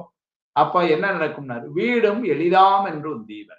வீடு வேறு என்பது ரொம்ப கடினம், எப்பமோ கிடைக்கும் நினைச்சு இருக்கிறது, அதுவும் ரொம்ப எளிமையாக கிடைக்கும் என்று சொல்லி, அதனால வீடும் எளிதாம் என்று உந்தீபர என்று சொன்னார். அவன் கவர்ந்து விடுகிற பொருள் மலம் என்று எழுதினாங்க. ஒரு சில உரையாசம் கவர்ந்து விடுவோம் நம்முடைய வினைன்னு எழுதினாங்க. ரெண்டும் ஒண்ணுதான். ஏன் அப்படின்னா, வினை என்று சொன்னாலும் பிறவிக்கு காரணமானது அதுதான். மலம் என்று சொன்னாலும் இந்த வினை எங்க இருந்து வருதுன்னா மலத்தினுடைய வெளிப்பாடுதான் வினை. அதனால அது நம்ம இதுக்கெல்லாம் அப்பர் சமையல் சொல்லுவார், மூல நோய் தீர்க்கும் முதல்வன் கண்டாய் என்பர். மூல நோய்னு சொன்னா பிறவி நோய்னு சொல்லலாம், அல்லது பிறவி நோய்க்கு காரணமாக இருக்கின்ற ஆணவ மலம்னு சொல்லலாம். அந்த ஆணவ மலத்தின் காரணமாக வருகின்ற வினைகள் என்று சொல்லலாம். இதுதான் அமைப்பு. அதனால நம்ம வீட்டுல அவன் எடுத்துட்டு போற சரக்கு எதுன்னா பல பிறவிகள்ல நாம சேர்த்து வச்ச வினை என்கின்ற சரக்கு. அதை அவன் எடுத்துட்டு போயிடறான். அதனால அந்த வினை நீங்கிருச்சு அப்படின்னு சொன்னா பிறவிக்கு காரணமான நிலை நீங்கப்படுகிறது என்று சொல்லி அவன் பெரிய கருணையினால் வந்த கல்வன் அவன். அப்படிதான் இதை பார்க்க வேண்டும். 24வது பாட்டுல பெருமானுடைய தன்மை சொல்ற, எட்டுக்கொண்டார் தம்மை தொட்டுக் கொண்டேன் என்றார் விட்டார் உலகம் என்று உந்தி பெற வீடே வீடாகும் என்று உந்தி பெற. எட்டுக்கொண்டார் தம்மை தொட்டுக் கொண்டேன் என்றார்னர். எட்டுக்கொண்டார் யாருன்னா சுவாமி. எட்டுக்கொண்டார் என்பது அவன் அட்டமூர்த்தமாய் இருக்கிறான் என்பது பொருள். இந்த உலகத்திலே இருக்கக்கூடிய நிலம், நீர், தீ, காற்று, ஆகாயம் என்கின்ற 5 பூதங்களும் சூரியனும் சந்திரனும் 7 ஆச்சு, உயிர் 1 8. இந்த 8 பொருள்களாக சுவாமி கலந்து விளங்குகிறான். அவ்வாறாக இந்த 8 பொருள்களாக கலந்து விளங்குகின்ற அவனுக்கு ஒரு பெயரே அட்டமூர்த்தி என்று பெயர். இருநிலனாய் தீயாகி நீருமாகி ஏமானனாய் எரியும் காற்றுமாகி அருநிலைய திங்களாய் ஞாயிறாய் ஆகாசமாய் அட்டமூர்த்தியாகி சொல்றாரு. பெருநலமும் குற்றமும் பெண்ணுமானும் பிறருருவும் தம்முருவும் தாமே ஆகி நெருநிலையாய் இன்றாகி நாளையாகி நிமிர்வும் சடையடிகள் நின்றவாறே. அப்புறம் சொல்லிடுதேவா எல்லாருக்கும் தெரிஞ்ச திருத்தான். இருநிலனாய், இருநிலன்னா 2 அர்த்தம். இந்த இருன்னா அகன்ற அல்லது பெரியன்னு அர்த்தம். அதனால இந்த நிலம் எப்பேற்பட்ட பரப்புடையது. அதனால இருநிலனாய் தீயாகி நீருமாகி இயமானனாயினர். இயமானன் உயிர். யமானன் என்ற சொல் எஜமானன் என்கிற வடமொழி சொல் வந்தது. அப்ப இயமானன் அப்படின்னு சொல்லி இந்த இடத்துல உயிரை. அப்போ இயமானனாய் எரியும் காற்றுமாகி அருநிலைய திங்களாய் ஞாயிறாய் ஆகாசமாய் சொல்லி அட்டமூர்த்தியாகி. இப்படி இந்த அட்டமூர்த்தியா இருப்பது யாருன்னா பெருமான். அதனால இருநிலனாய் தீயாகி நீருமாகி இயமானனாய் எரியும் காற்றுமாகி அருநிலைய திங்களாய் ஞாயிறாய் ஆகாசமாய் அட்டமூர்த்தியாகி. அதுதான் முதல்ல எட்டுக்கொண்டார். எட்டுக்கொண்டார் என்று சொல்வது சுவாமி அட்டமூர்த்தியாய் விளங்குகிறான். அதான் முதல்ல. அவனை தொட்டுக்கொண்டேன் என்றார். தொட்டுக்கொண்டு நின்றார்ல, தொட்டுக்கொண்டே நின்றார் அப்படின்னா என்ன அர்த்தம்னாரு, அவனை இடைவிடாமல் பற்றி வழிபடுவோர். இந்த அட்டமூர்த்தியை எப்படி வழிபாடு செய்யணும்னாரு, தொட்டுக்கொண்டே அப்படின்னா என்ன அர்த்தம்னா இடைவிடாது செய்யணும். வழிபாட்டுல ரொம்ப முக்கியமே 2 3 முக்கியத்துவம் இருக்கு. அதுல ஒரு முக்கியத்துவம் என்னன்னாரு இடைவிடாது செய்யணும். வழிபாடு திருக்கோயில் செல்லுது கூட அப்பர் சமையல் என்ன சொல்றாரு பாருங்க, நித்தலும் எம்பிரானுடைய கோயில் புக்குன்னு தான் சொல்றாரு. கோயிலுக்கு போறதுக்கு மட்டும் ஏதோ ஒரு காலம் எல்லாம் சொல்லலை. ஏதோ ஒரு பண்டிகை நாள்ல போவோம் சார், ஒரு முக்கியமான நாள், நல்ல நாள் இருக்கு போவோம், அப்படி இல்லையா? திருக்கோயில் வழிபாடு எப்படி செய்யணும்னு சொல்லும் பொழுது என்ன சொல்றாரு, நித்தலும் எம்பிரானுடைய கோயில் புக்கு. பூசையை செய்யும் பொழுது எப்படி சொல்றாரு, மாணிக்கவாசகர் எல்லாம் சொல்லும் பொழுது இடைவிடாது செய்யற பூசைங்க. எழுதரு மறைகள் தேரா இறைவரை எல்லில் கங்குல் பொழுதரு காலத்து என்றும் பூசனை விடாது செய்துங்கிற. தொழுதகை தலைமீதேற துளும்பு கண்ணீருள் மூழ்கி அழுதடி அடைந்தன்பன் அடியவர்க்கு அடிமை செய்யும். அப்படிதான் பரஞ்சோதி முனிவர் மாணிக்கவாசகருக்கு துதி சொல்லும் பொழுது அப்படிதான் சொன்னார். அப்ப பூசை எப்படி செய்யறாங்க அப்படின்னா விடாது செய்து. ஏன்னா சுவாமியும் எதிர்பார்க்கிறதுன்னு ஆன்மாக்கள்கிட்ட அது ஒண்ணுதான். எண்ணிலாகமம் இயம்பிய இறைவர்தாம் விரும்பும் உண்மையாவது பூசனை என உரைத்தருள அன்னலார்தமை அர்ச்சனை புரிய ஆதரித்தாள் பெண்ணின் நல்லவளாயின பெருந்தவக்குழு. அம்மா ஐயாவுக்கு பூஜை பண்றாங்க. பூஜை என்பது அவ்வளவு முக்கியம் நமக்கு காட்டுறதுக்காக. இல்லைன்னா அம்மா ஐயாவுக்கு பண்ண வேண்டியது என்ன இருக்கு, நமக்கெல்லாம் வலியுறுத்திருக்காங்க. ஏன்னா அம்மா தான் பிள்ளைங்களுக்கு ஒண்ணு சொல்லி கொடுப்பாங்க. அம்மா பார்த்து பிள்ளைகள் வளரும். அதனால என்ன பண்ணாங்க, எங்க அம்மா ஐயாவுக்கு பூஜை பண்றாங்க அப்படின்னு அதை பார்த்து நம்மளும் சாமி பூஜை காஞ்சிபுரத்துல செய்யறாங்க பூசை. அது சொல்ற எண்ணிலாகமம் இயம்பிய இறைவனார் மற்ற ஆகமங்களை எல்லாம் தந்த பெருமான். அவன் எதை எதிர்பார்க்கணும் இந்த உயிர்கள்ட்ட? எண்ணிலாகமம் இயம்பிய இறைவனார் தாம் விரும்பும் உண்மையாவது பூசனை. அதை செய்யணும். அதுதான் அந்த வழிபாடு. அந்த வழிபாடு எப்படி செய்யணும்னா விடாது செய்யணும். செஞ்சா சுவாமி அருள் புரிவான், அருள் எனக்கு புரிந்தான் என்று மாணிக்கவாசகர் பதிவு பண்றார். அருள் புரிவான் அது செய்தி, சான்று பதிவு பண்றார். அவன் பண்ண செய்யறான். பாசவேர் அறுக்கும் பழம்பொருள் தன்னை பற்றுமார் அடியேனருக்கு அருளி பூசனை உகந்து என் சிந்தையுள் புகுந்து பூங்கடல் காட்டிய பொருளே தேசுடை விளக்கே செல்வமே சொல்றாரு பிடித்தவத்துல. இப்ப பூசனை உகந்து என் சிந்தையுள் புகுந்து பூங்கடல் காட்டிய பொருள் சுவாமி அவனுடைய திருவடிகளை காட்டி என்னை மகிழ்வித்தான். தானே வேணும். அப்ப அதுக்கு உங்களுக்கு மட்டும் கிடைச்சதுன்னா எப்படி சார் கிடைச்சாது? பூசைதான். ஏழுடைய மலரால் முனை நாள் பணிந்து ஏத்த பீடுடைய அருள் செய்த பீடுடைய பிரம்மாபுரம் மேவிய பெருமான். முதல் பாட்டிலே ஏழுடைய மலரால் நல்ல இதழ்களாக பொருந்திய அந்த மலர்களை கொண்டு முந்தைய பிறவிகளில் செய்த வழிபாட்டினுடைய பலன். ஏழுடைய மலரால் முனைநாள், மலரால் அப்படின்னு வச்சா தான் செய்த வழிபாடு மாதிரி அர்த்தமாகுது. ஏழுடைய மலரான் அப்படி கொண்ட பிரம்மன் செய்த வழிபாடு. அப்ப அந்த வழிபாட்டுக்கு பலன் அவ்வளவுதானே. எதுவா இருந்தாலும் என்னன்னா வழிபாடு செய்த பலன். அந்த வழிபாடை எப்படி செய்யணும் அப்படின்னு சொன்னா தொட்டு கொண்டே நின்றார், விடாது செய்யணும். ஏன் விடாது செய்யணும் அப்படின்னா அதுக்கு ஒரு காரணம் இருக்கு. இந்த ஆணவ மலம் நம்மளை விடாது பற்றி இருக்கு.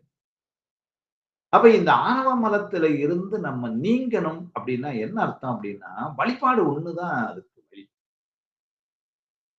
அதனாலதான் என்னுடைய ஞானிகள்லாம் எப்பவுமே சுவாமி மேலேயே இதுல வச்சுட்டு இருந்தாங்க. பாசிபடு குட்டத்தில் கல்லெறிந்தார் போல சிவஞான சித்தியார். ஒரு குளத்துல இருக்கக்கூடிய ஒரு பாறை அதெல்லாம் பாசி பலர்ந்து இருக்கும். அதுல ஒரு நாள் கல்லை விட்டு எறிஞ்சாலும் அந்த கல்லு பட்ட அளவு பாசி நீங்கும். ஆனா நீங்க மறுநாள் அல்லது அதுக்கு மறுநாள் போய் பார்த்தீங்கன்னு திரும்ப பாசி வந்துடும். அப்போ பாசி வராம இருக்கணும்னா கல் எரிஞ்சுக்கிட்டே இருக்கணுமா? இங்க நம்ம மனசுல ஆணவ மலம்ங்கிற பாசி படர்ந்து கொண்டே இருக்கும். அப்ப கல் எரிஞ்சுக்கிட்டே இருந்தா தான் பாசி படராம இருக்கும். இந்த கல் எறிகிறதான் எதுனாரு சுவாமிக்கு பூ போட்டு வழிபாடு. அப்ப சுவாமியை வழிபாடு செய்யதான் தொடர்ந்து செய்யத்தான் இந்த ஆணவ மலமானது அடங்கி நிற்கும். அவனும் எப்படி இருக்கானா நம்ம ஒரு நன்றி இருக்கலாம் சார். இப்போ நம்ம என்ன செய்யறோம், ஒருத்தர் நமக்கு ஒரு உதவி செஞ்சா திரும்ப அவங்களுக்கு உடனே ஒரு உதவி செய்ய நினைக்கிறோம். ஒருத்தர் பலமுறை நமக்கு உதவி செஞ்சாரா நம்ம பலமுறை அவருக்கு போய் உதவி செய்யறோம். ஒருத்தர் எல்லா நேரங்கள்லயும் நமக்கு உதவி செஞ்சிருக்காருன்னா நம்மளே எல்லா நேரங்கள்லயும் போய் அவருக்கு வேண்டியதை பார்க்கணும்ல. அதான உலகியல். ஆனா அப்படி தூக்கி இங்க பொருத்தி பாருங்க. எல்லா நேரத்திலையும் கூட இருந்து உதவி செய்து கொண்டு இருக்கிறானே. நம்ம கேட்க முன்னாடி நமக்கு என்ன தேவைன்னு நாம் அறியும் முன்னரே நமக்கு தேவை அறிந்து அவன் உதவி கொண்டிருக்கிறானே. அப்ப அவனுக்கு ஒரு சின்ன நன்றி கடப்பாடாவது நம்ம என்ன செய்யணும், அந்த வழிபாடு இடைவிடாது செய்யணுமே. அப்படி செய்யலைன்னா என்ன ஆயிடும்னாரு இந்த ஆணவ மனம் உடனே வந்துருமே. அது எப்படா சாக்குல உட்கார்ந்துருக்கும். அதனால இந்த ஆணவ மனம் திரும்ப நம்மகிட்ட வராம இருக்கணும்னா நம்ம என்ன செய்யணும்னா அவனை இடைவிடாது வழிபாடு. அந்த இடைவிடாது வழிபாடு முறையா செஞ்சா என்ன ஆகும்னாரு இந்த உலகத்துல நம்ம அனுபவித்துக் கொண்டிருக்கிறோமே இன்ப துன்பங்கள் அதுக்கெல்லாம் காரணமா இருக்கிற முந்தைய பிறவில் நம்ம செய்த வினைகள் அதனுடைய பலன் தானே இவை. அவையெல்லாம் என்ன ஆகும்னாரு அந்த வினைகள் அந்த பலன்களை நமக்கு தராமல் ஓடிப்போயிடும். யார் ஒருவர் சுவாமியை தொடர்ந்து வழிபாடு செய்யறாங்களோ அவங்களுக்கு வினை இல்லையா சொல்லிட்டார். ஒளியான திருமேனி உமிழ்தான மிகமேவு களியார வரும் ஆனைக்கழல் நாளும் மறவாமல் அழியாளும் மலர் தூவும் அடியார்கள் உளமான வெளியாகும் வலிதாய வினை கூட நினையாவே. சிவபிரகாச காப்பு சொல்லி விநாயகப் பெருமானுடைய திருவடிகளை நாளும் தனம் மலர் கொண்டு வழிபாடு செய்கின்ற அடியார்களுக்கு இந்த பிறவியில நமக்கு வர வேண்டிய வினைகள் அதனுடைய தாக்கத்தை நமக்கு தராமல் விலகிவிடும். அவ வினையிலிருந்து வெளியே வரணும்னா என்ன செய்யணும்னாரு பூசை செய்யணும். அந்த பூசை எப்படி செய்யணும்னாரு நாளும் மறவாமல் தான் பூசை. அதான் இங்க என்ன போட்டாரு எட்டுக்கொண்டார் தம்மை தொட்டு கொண்டே நின்றார். அவங்களுக்கு என்ன கிடைக்கும்னாரு விட்டார் உலகம். இந்த உலகத்தை விட்டு அவர்கள் நீங்கி விடுகிறார்கள். ஏன்னா இந்த உலகத்தை விட்டு நீங்களும் அச்சோ அப்ப கும்பிட்டா நாளை காலையில போய் சேர்ந்துரும் அர்த்தமா அப்படின்னு சொல்லல. இந்த உலகத்தை விட்டு நீங்கி விடுவார்கள் இடத்தால் அல்ல அது மனத்தால். விட்டு நீங்குதல்னா ரெண்டு இருக்கு. மாவடியத்துல சுவாமி சொல்வார், இடத்தால் நீங்குதலும் மனத்தால் நீங்குதலுமாம் அப்படின்னு எழுதுவார். சில இடங்கள்ல உலக பற்றி இடத்தால நீங்கிருவோம். ஆனா மனத்தால நீங்கலன்னு வச்சுக்கோங்க, அது விரதமே இல்லையே.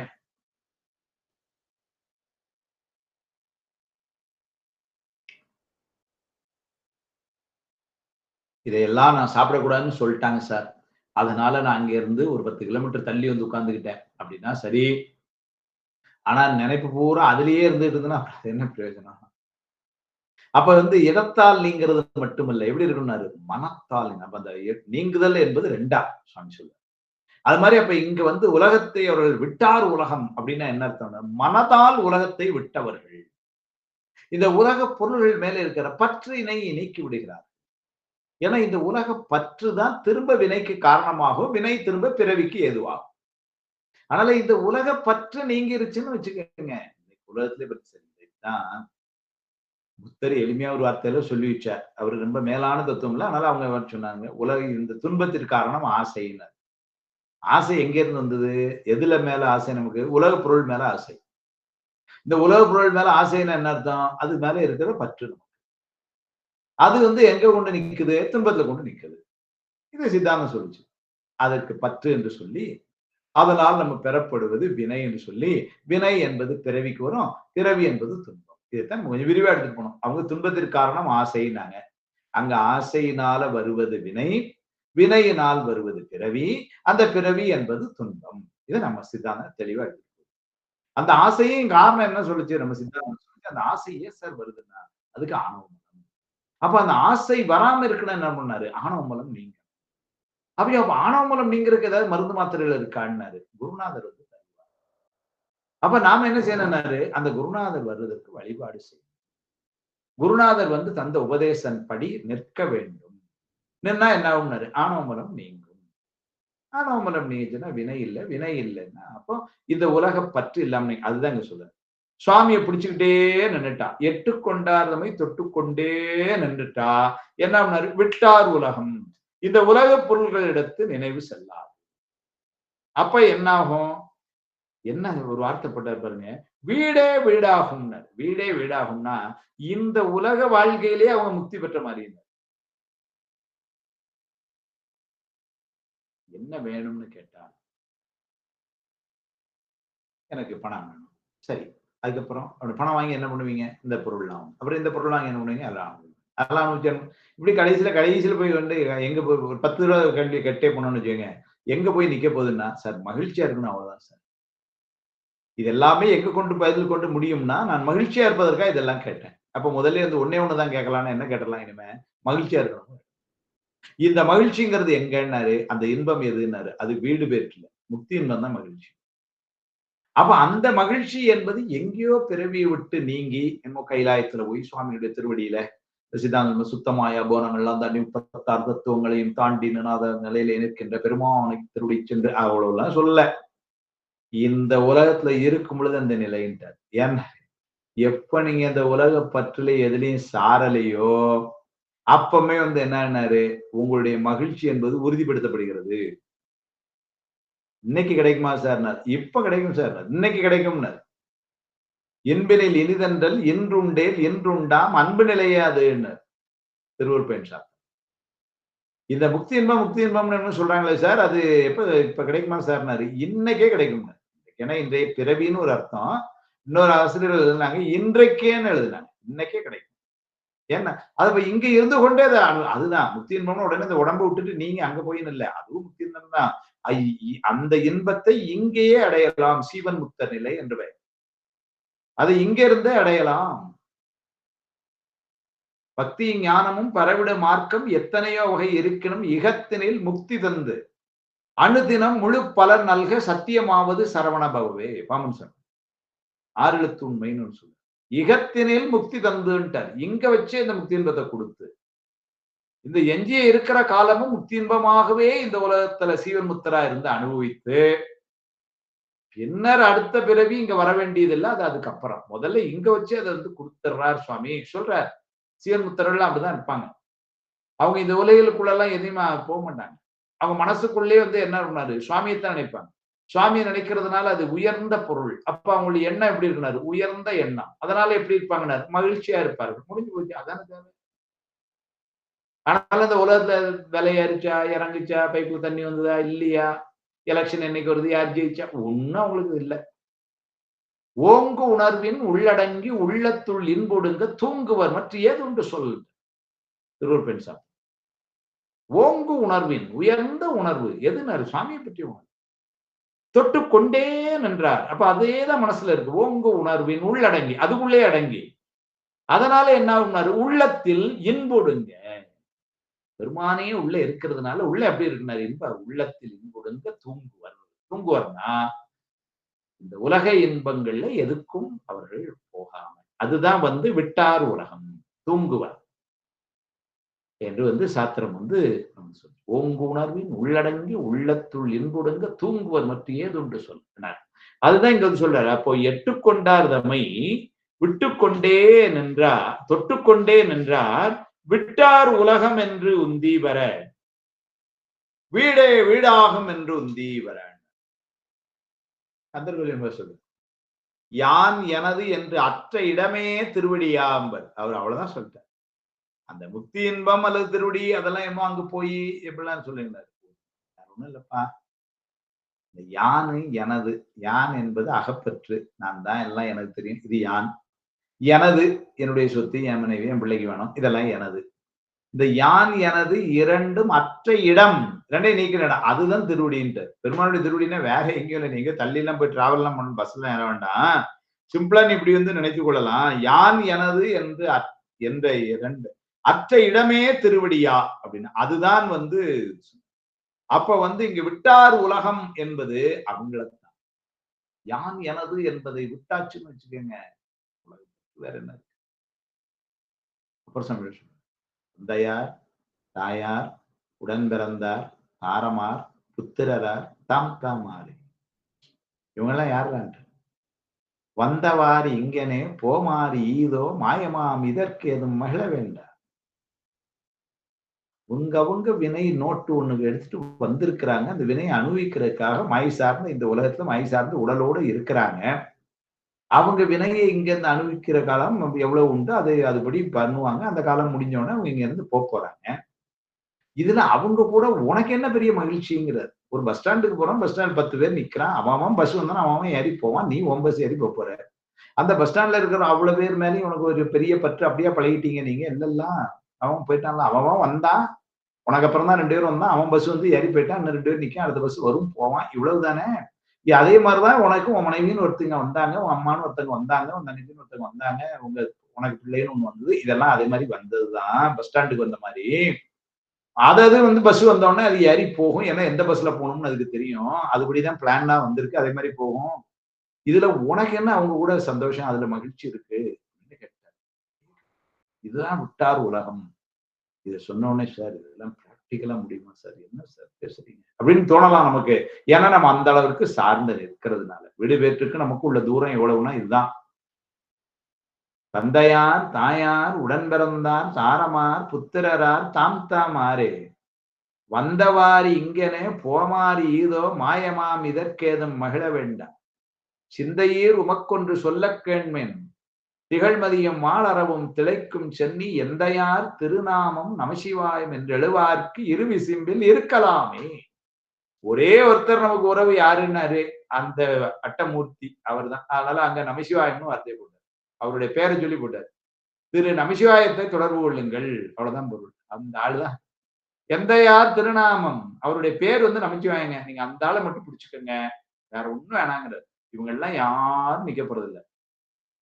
இவங்க எல்லாம் யாருன்னா இந்த உலகம். இதை நம்ம விடணும். அந்த உலகத்தை நம்ம விடணும். விடுறதுக்கு நீங்க யாரை பிடிக்கணும்னாரு? அங்க அட்டமூர்த்தினாரு. அங்க நமச்சிவாயம் ஒருத்தர் இருக்காரு. அவர் பேர் நமச்சிவாயம். நீங்க அந்த ஆள் பிடிங்க. அதான் எந்தையார் திருநாமம் நமசிவாயம் என்று எழுவார்க்கு இருவி சிம்பில் இருக்கலாம். இந்த பக்குவம் வரணும். அதான் சொல்றாரு. எத்தாயர் எத்தந்தை எச்சுற்றத்தார் எம்மாடும் சும்மாடாம் ஏவர் நல்லார். செத்தால் உதவுவார் ஒருவர் இல்லை, சிறுவிறகால் தீ மூட்டி செல்லா நிற்பார். அணைக்க தேவர். எம்மாடும் சும்மாடாம்னார். மாடுனா செல்வம்னு அர்த்தம். எந்த செல்வமும் கூட வரப்போறது இல்லடா உனக்கு. அப்ப இந்த உலகத்தை பற்றிய எண்ணம் அந்த தெளிவு இருந்ததுன்னு வச்சுக்கோங்க. அந்த தெருல மட்டும் 5 வீடு இருக்கு சார் எனக்குன்னா, கொண்டு போகும்பொழுது என்ன ஒரு வீடா நமக்கு வரப்போகுது, அடுத்த பிறவில தங்குறதுக்கு இருக்கட்டும்னு தூக்கிட்டு போக முடியுதா என்ன? ஒண்ணும் கிடையாது. அதனால இந்த உலகப்பற்று அதெல்லாம் அவ்வளவுதான் சொல்றேன். எட்டுக்கொண்டார் தம்மை தொட்டுக்கொண்டே நின்றார். அதான் செய்ய வேண்டியது. அதனால என்ன கிடைக்கும்னாரு, விட்டார் உலகம் என்று உந்தீவர். ஏன்னா அது உலகம் என்பதை விடுவது எளிதில்ல. அது விடுறதுக்கான வழி அதான்னாரு. ஏன்னா அந்த புலன்கள்னால வர்றவுடைய இன்பத்தை அவ்வளவு ஈஸியா விட்டுற முடியாது. விடணும்னு சொல்லிட்டாங்க. சரி சார் விடணும்னு சொல்லிட்டீங்க. விட முடியலையே. இப்ப கூட பாருங்க மணி 4:30. முடிஞ்ச உடனே ஒரு காஃபி குடிக்கணும். அப்படித்தானே உட்கார்ந்து இருக்கிறோம் எல்லாரும். முடியலையே. மாணிக்கவாசகர் சொன்னார். விடுறதுக்கு நான் வழி சொல்றேன். கேளுங்க. விடுறா திருவாசகர். விடுறா கோயில்பதி. என்ன சொன்னாங்க? மாறி நின்றென்னை மயக்கிடும் வஞ்ச புலனைந்தின் வழியடைத்தமுதே ஊறி நின்றென்னுள் எழுபரஞ்சோதி உள்ளவா காண வந்தருளாய் தேரலின் தெளிவே சிவபெருமானே திருப்பெருந்துறை உரை சிவனே ஈரில பதங்கள் யாவையும் கடந்த இன்பமே என்னுடைய அன்பே. என்னுடைய அன்பு யாருன்னா சாமி. அப்படி கூட வச்சுக்கோங்க. அவனை வச்சா என்ன கிடைக்கும்னாரு, இந்த மாறிலாத இந்த உலகம் மாறி நின்று நம்மை மயக்குகின்ற இந்த புலன்கள் மெய்வாய் கண் மூக்கு செய்வினால் வரக்கூடிய இதைக்கெல்லாம் போகாம அந்த பாதையை அடைச்சு சுவாமி நம்மளை தடுத்து நிறுத்துவான். அந்த புலன்கள் நம்மகிட்ட வந்து வேலை செய்ய முடியாதபடி தடுத்து அவன் பாத்துக்கிறான். கேட் அவன் க்ளோஸ் பண்ணிடுறான். நீங்க ஏன் கொல்லப்படுறீங்க? நம்ம ஒண்ணும் செய்ய வேண்டியது அவன் பாத்துக்கிறான். இதெல்லாம் விட முடியலையே சார். அதெல்லாம் மாறி நின்று என்னை மயக்கிடும் வஞ்ச புலன். அந்த அஞ்சையும் புலன் 5 வழி அடைத்து சுவாமி செய்யறான். அதனால அது அவன் பாத்துக்கிறான். அப்ப நம்ம செய்ய வேண்டியது ஒன்னே ஒண்ணுதான். இந்த பாட்டு ஞாபகம் எட்டுக்கொண்டார் தம்மை தொட்டுக்கொண்டே நின்றார் விட்டார் உலகம் என்று உந்தீவர வீடே வீடா உந்தீவர. அதான் சொல்லி 24வது பாட்டுல சொன்னார். 25வது பாட்டுல சித்தமும் தீய கரணமும் சித்திலே ஒத்ததே ஒத்தது என்று உந்தீவர ஒவ்வாதது ஒவ்வாதது என்று உந்தீவர. சித்தமும் தீய கரணமும் அப்படின்னு 2 சொன்னார். கரணம்னா அந்த கரணங்களை, அந்த கரணங்கள் 4 மனம் புத்தி சித்தம் அகங்காரம். முன்னாடி திரும்ப சித்தம்னு ஒரு வார்த்தை போட்டுட்டு அப்புறம் ஏன் திரும்ப கரணத்தை பிரிக்கிறார் அப்படின்னா, முதல்ல சொன்ன சித்தம் என்பது உயிர். சித்தமும் அப்படின்னு இந்த உயிர் என்ன பண்ணுதுன்னாரு, இந்த அந்த கரணங்களும் அத தீய கரணமும்னு போட்டார். அந்த கரணங்களை ஏன்னாரு, இந்த அந்த கரணங்களை என்ன பண்ணும் அப்படின்னு சொன்னா, புலன்களை வந்து தொழிற்படுத்துவதற்கு அந்த கரணங்கள் தான் கூட நிக்குது. அவைதாம் பிரகாசமாய் நின்றே அப்பிரகாசமாய் நிற்றலாம்னு சூத்திரம் சொல்லுச்சு. எதற்கு இது பிரகாசமா நிக்குது? நாலாம் சூத்திரம் சொன்னார். எதுக்கு பிரகாசமா நிக்குதுன்னாரு, இந்த மெய்வாய் கண்மூக்கு செவியெல்லாம் செயல்படுவதற்கு என்ன பண்ணுறாரு, மனம் அதை பற்றுகிறது. மனம் அதை பற்றும் பொழுதுதானே எனக்கு சுகர் இருந்தாலும் அந்த மைசூர்பா சாப்பிடணும்னு எண்ணம் வருது. இந்த நாக்கு அன்றைக்கு சுவைத்த இனிப்பை இன்னைக்கு வந்து எனக்கு அந்த சித்தம் நினைவுபடுத்துறது, இந்த கடையில மைசூர்பா நல்லா இருக்கும் வாங்கு அப்படின்னு. அப்போ இந்த புலன்கள் வந்து எதன் வழியா புலன்களை வழிநடத்துகிறதுக்கு யார் முன்னாடி நிக்கிறாங்கன்னா இந்த அந்த கரணங்கள். அதனால தீ அந்த கரணம். அந்த அந்த கரணங்களை வந்து ஒரு வார்த்தை எப்படி போட்டார் பாருங்க, தீய கரணமும் புலன்களை சொல்லுவார் உண்மையோட ஆசிரியர். கள்ள புலனைந்தும் கட்டுரைக்கில் ஆசை தரும் ஐம்புலனே ஆம்பர். மாணிக்கவாசகர் வஞ்ச புலன்கிறார். இப்படி புலன்களை சொன்னார். திருவுந்தியார் ஆசிரியர் அதுக்கு மேல ஒரு டி மேல நீங்க புலன்களுக்கும் காரணமாக அல்லது தொழிற்படுத்த அந்த கரணத்தை முதல்ல கைவைங்க. அங்க நான் கண்ட்ரோல் பண்ணுங்க. இதெல்லாம் ஒழுங்கா வலிக்கு வரும். ஏன்னா நம்ம வந்து புலனை எனக்கு இந்த நாக்கு தான் சார், எனக்கு அதுதான் சார் என்னால கட்டுப்படுத்தவே முடியல. சுகர் இருக்கு. அதனால அந்த திருநெல்வேலி அல்வானா நான் டக்குன்னு கொஞ்சம் சாப்பிட்டுருந்தேன் சார். எனக்கு ரொம்ப சுகர் ஏறுது அப்படின்னா இங்க இல்ல, நாக்குக்கு அந்த சுவையை இன்னைக்கு ஞாபகப்படுத்தி அந்த கடை இது வந்து இருட்டு கடையில வாங்குங்க, சாந்தி ஸ்வீட்ஸ்ல வாங்குங்கன்னு எனக்கு ஒரு பற்றுதலை யாரு ஏற்படுத்தினா? மனம் தானே பற்றுது. திருநெல்வேலிக்கு போனா யார் வீட்டுக்கு போனோமோ அந்த வேலையை முடிச்சுட்டு வர வேண்டியதானே. சித்தம் ஏன் என்ன சொல்லுது? பஸ் ஸ்டாண்ட்ல இருந்து வெளியே வரும்போது ஒரிஜினல் சாந்தி இருக்கும். அங்க மட்டும் ஒரு அரக்கு அல்வா வாங்கி. சித்தம் அங்க ஏன் ஞாபகப்படுத்துது? சித்தம் ஞாபகப்படுத்தல, மனம் பற்றலைன்னா நான் பாட்டு திருநெல்வேலி போய் என் வேலையை முடிச்சுட்டு வந்திருப்பேன்ல. நான் எதுக்கு அல்வா கடைக்கு போயிருப்பேன்? அல்வா கடைக்கே நான் போலன்னா இந்த நாக்குக்கு அங்க ஒண்ணும் வேலையே இருந்திருக்காதுல்ல. அப்போ என்ன பண்ண, நீங்க நாக்க கண்ட்ரோல் பண்ணு, நாக்க கண்ட்ரோல் பண்ணு. நாக்குக்கு வழி குடுக்கிற அந்த மனத்தையும் சித்தத்தையும் முதல்ல கண்ட்ரோல் பண்ணு.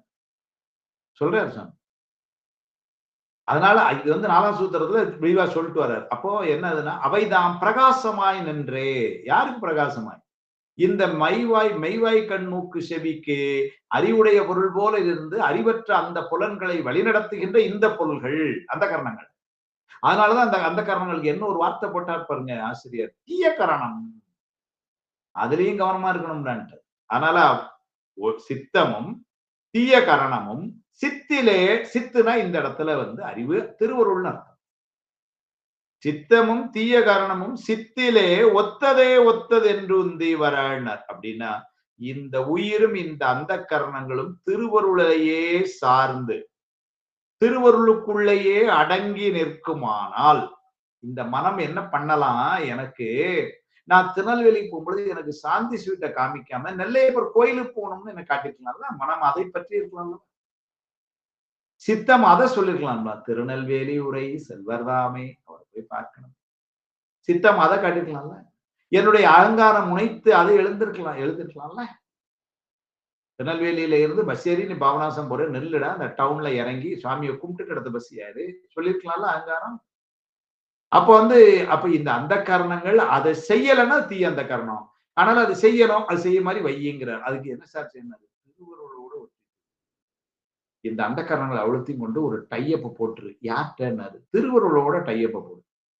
அதனால வந்து என்ன சொல்ற பாருங்க, உயிரும் அந்த கரணங்களும் உலகியலை நோக்கி ஓடி அலையாமல், அப்படி அலைஞ்சு அது தீய அந்த கரணம். நீ என்ன செய்யணும்னாரு? திருவருள் நெறியிலேயே அடங்கி தன்னை இழந்து. ஏன்னா திருவருளுக்குள்ள அடங்கினா என்ன ஆயிரும்? திருவருள் வழிநடத்தும். நாம வந்து நம்மை இழந்து நிற்க இது வந்து எங்க எடுத்துட்டு போயிடும்? முக்தி பெறுவதற்கு வழியாம் மேல எடுத்துட்டு. அவ்வாறின்றி திருவருளில் இருந்து பிறழ்ந்து செல்லுகின்றவர்கள் என்ன ஆகும்னாரு? வீடு பேருக்கு போய்க்கிட மாட்டாங்க. வீடு பேருங்கிற ஊருக்கு கூட்டு போற பஸ் திருவருள்ங்கிற பஸ் தான். நீங்க உலகில்ங்கிற பஸ் போர்டு வச்சிருக்க பஸ்ல போய் ஏறிட்டா வீடு பேருங்கிற ஊருக்கு போய் சேர முடியாது. அதாங்க சொல்லிட்டாரு. ஒவ்வாதது என்று உந்தி வர. அதனால திருவருளோட ஒத்து போய் அந்த பஸ்ல ஏறினா முக்திக்கு போலாம். அது வேண்டாம்னு சொல்லிட்டு வேற பஸ்ல ஏறினா அங்க போக முடியாது. இவ்வளவுதான். அப்ப இந்த அந்த கரணம் கூட, ஏன்னா புலன்களாவது ஏதோ என் நாக்க கொஞ்சம் கண்ட்ரோல் பண்ணிக்கிறான் சார். இப்ப கொஞ்சம் சாப்பிடுறது இல்லை சார். காப்பியை நிறுத்த முடியல, ஆனாலும் காப்பிக்கு சீனி போடாம சர்க்கரை போடாம குடிக்கிற அளவுக்கு வந்திருக்கேன்னா பாருங்களேன் அப்படின்னு நாக்கு கொஞ்சம் ஏதோ. ஆனா மனசுங்கிறத பண்றது ரொம்ப கடினம்ல. நான் இப்பொழுது இதை பற்ற மாட்டேன் அப்படின்னு நினைச்சோம்னா எதை பற்றக்கூட நினைக்கும் அதுதானே பற்றி நிக்குது உள்ள. அதனால இந்த புலன்களை கட்டுப்படுத்துவதை விட கடினம் இந்த அந்த கரணம்ங்கிறது இப்ப சித்தாந்தம் படிக்கும் பொழுதுதான் இதெல்லாம் தெரியுது. சித்தம் இதை சிந்திக்க கூடாதுன்னு ஒண்ணு நீங்க நினைச்சிட்டு படுங்க இன்னைக்கு, அதுதான் காலையில எந்திரிக்கும் போதே முதல்ல வரும். ஏன்னா நேத்து நான் இதை சிந்திக்க கூடாதுன்னு நினைச்சேனா, ஆனாலும் அதுதான் அப்படின்னு வந்துடும். அப்போ நாக்கை கட்டுப்படுத்திடலாம், கண்ணை கட்டுப்படுத்தலாம், வாயை கட்டுப்படுத்தலாம், சரி காதை கட்டுப்படுத்தலாம், மூக்கு கட்டுப்படுத்தலாம். அது கூட பண்ணிடலாம் போல இருக்கு. அதுவும் கடினம் தான். அது கூட பண்ணிடலாம் போல இருக்கு. ஆனா அதுக்கு பின்னாடி இருக்கக்கூடிய இந்த மனத்தையும் சித்தத்தையும் இதெல்லாம் கண்ட்ரோல் பண்ணது அவ்வளவு எளிதா? அதனால அது சொல்லாரு, சித்தமும் தீய காரணமும் நீ வேற ஒண்ணும் செய்ய வேண்டாம். சித்திலே ஒத்ததே ஒத்தது என்று உந்தீவர். அது அப்படியே திருவருளுக்கு விட்டுரு. நானா செய்யறேன்னு நீ ஏன் நினைக்கிற? இந்த மனத்தையும் சித்தத்தையும் திருவருளை சார்ந்துன்னு விட்டுரு. அது வழி நடத்தட்டும். திருவருள் எப்படி வழி நடத்தும்னாரு. அப்படி நடத்தும் பொழுது நீ ஒண்ணு பார்க்கணும். திருவருள் வழி நடத்தினேன்னா எப்படி இருக்கணும்னாரு? யான் எனது என்பது என்னுடையதுன்னு இல்லாம எல்லாம் திருவருள் என்று அப்படி அடக்கியாச்சுன்னா நம்மை நாம் இழந்து விடுகிறோம். நமக்கு ஒரு செயல், நமக்கு ஒரு விருப்பம், நமக்கு ஒரு தேவை இல்லாம போயிடுது. அந்த திருவருள் எங்க போய் ஏறினாரு? அது அந்த பஸ்ல ஏற்றி நம்மளை கொண்டு முக்தி என்பது. நம்ம அந்த பஸ்ல ஏறாம நின்னோம்னா நமக்கு வேற ஒரு பஸ் இருக்கு, உலகியல்ங்கிற பஸ். அதுல ஏறினா என்ன ஆகும்னாரு, அது இந்த உலகியல் திரும்ப திரும்ப சுத்திக்கிட்டே வந்துட்டு இருக்கும். நாகர்கோயில்லாம் போனவங்களுக்கு தெரியும். பார்வதிபுரம் சர்க்குலர்னு ஒரு பஸ் வரும். பார்வதிபுரத்துல ஏறி திரும்ப பார்வதிபுரத்துக்கே வரும். இப்படிதான் சுத்தி சுத்தி வரும். சர்க்குலர் பஸ் இருந்து ஒரு 4 ஊர் சுத்தி திரும்ப பார்வதிபுரம் இப்படி சுத்திக்கிட்டே இருக்கும் அந்த பஸ். பார்வதிபுரம் சர்க்குலர்னு போட்டிருப்பான் நாகர்கோயில்ல. அது மாதிரி என்ன இந்த உலகியல் பஸ்ல ஏறணும்னா உலகியல் டு உலகியல்னு சுத்தி சுத்தி பிறவி டு பிறவி சுத்திட்டே தான் இருக்குமோ ஒழிய பஸ் விட்டு இறங்க முடியாது, மேல போக முடியாது. ஆனா திருவருள்ங்கிற பஸ் அங்க கூட்டு அது சொல்றாரு. சித்தமும் தீய கரணமும் சித்திலே ஒத்ததே ஒத்தது என்று உந்தி வர சொல்லிட்டு வலியுறுத்திருக்கா அடுத்த வார்த்தை விட ஒவ்வாது என்று உந்தி வர. ஏன்னா ஒத்ததே ஒத்ததுன்னு ஒரு வார்த்தையில சொல்லி முடிச்சிருக்கலாம். ஆனா திரும்பவும் என்ன சொல்ல, திருவருளிலேயே இருக்க வேண்டும். சரி சார், பாடம் முடிஞ்சது. திருவருளை இல்லைன்னா அது கிடைக்காது. அதையும் சொல்லிட்டார். திருவருளில் இருந்து பிறழ்ந்துட்டோம்னா வீடு பேரு கிடைக்காது. அதுதான் நெறியல்லா நெறிதன்னை நெறியாக நினைவேனை சிறுநெறிகள் சேராமே தூநெறியே சேரும் வண்ணம் சொல்லல, திருவருளே சேரும் வண்ணம். என்ன இடம்? நெறியல்லா நெறிதன்னை நெறியாக நினைவேனை சிறுநெறிகள் சேராமே. ஏன்னா நம்ம சித்தாந்த நெறி பெருநெறி. வள்ளலார் கூட பெருநெறி பிடித்து ஒழுக வேண்டும்னு தான் சொல்லுவார். சொல்லாண்ட சுருதி பொருள் சோதித்த தூய்மனத் தொண்டர் உள்ளீர் சில்லாண்டில் சிதையும் சிலதேவர் சிறுநெறி சேராமே. லாண்ட கனகத்திரள் மேருடங்கள் விடைப்பாகன் பல்லாண்டு என்னும் பதம் கடந்தானுக்கே பல்லாண்டு கூறுதுமே திருப்பல்லாண்டு. அப்ப சில்லாண்டு சிதையும் சிலதேவர் சிறுநெறி அது வேண்டாம் நமக்கு. அது சொல்றார் சுவாமி தான் காப்பாத்தினானா. நெறியல்லா நெறிதன்னை நெறியாக நினைவன் அப்படி இருந்த என்னை சிறுநெறிகள் சேராமே நேர தூணெறி கூட்டு போயிட்டான்னு சொல்லல. எங்க கொண்டு போனது? திருவருளே சேரும் வண்ணம் குறியொன்றும் இல்லாத கூத்தந்தன் கூத்து என ஈமண்ணம் அருளியவார் ஆர்வருவார். அப்ப திருவருளை கொண்டு போய் என்ன பண்ணுச்சுன்னாரு, குருநாதரை வந்து உபதேசம் பண்ணா. என்ன உபதேசம் பண்ணான்னாரு, இந்த உலகம் பொய்ன்னு உபதேசம். 3வது பாட்டுல போட்ட பொய்யெல்லாம் மெய்யென்று புனர்முலையா போகத்தே மையலுற கடவேனை மாளாமே காத்தருளி தையலிடம் கொண்டவிரான் தன் கடலே சேரும் வண்ணம் ஐயன் எனக்கு அருளியவார் ஆர்வருவார். அப்ப என்ன சொன்னாரு, இந்த உலகம் பொய்யான உலகத்தை மெய்யான உலகம் நினைச்சிட்டு இருந்துட்டேன் இவ்வளவு நாளே.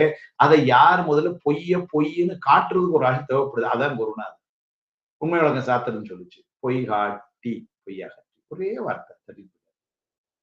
பொய்ன்னு காட்டுறதுக்கு ஒரு ஆள் தேவைப்படுது சார். அது தெரியாமத்தானே பொய் மெய்ன்னு நினைச்சு அதனால இது நிலையில்லாத நிலையினரும் புள்ளறிவாண்மை கடை சொன்னாரு. அதனால அப்ப நிலையில்லாத இந்த பொருள் எல்லாம் நிலையான பொருள் நினைச்சுதானே சார் ஏமாந்துட்டு இருந்தோம் இவ்வளவு நாளு.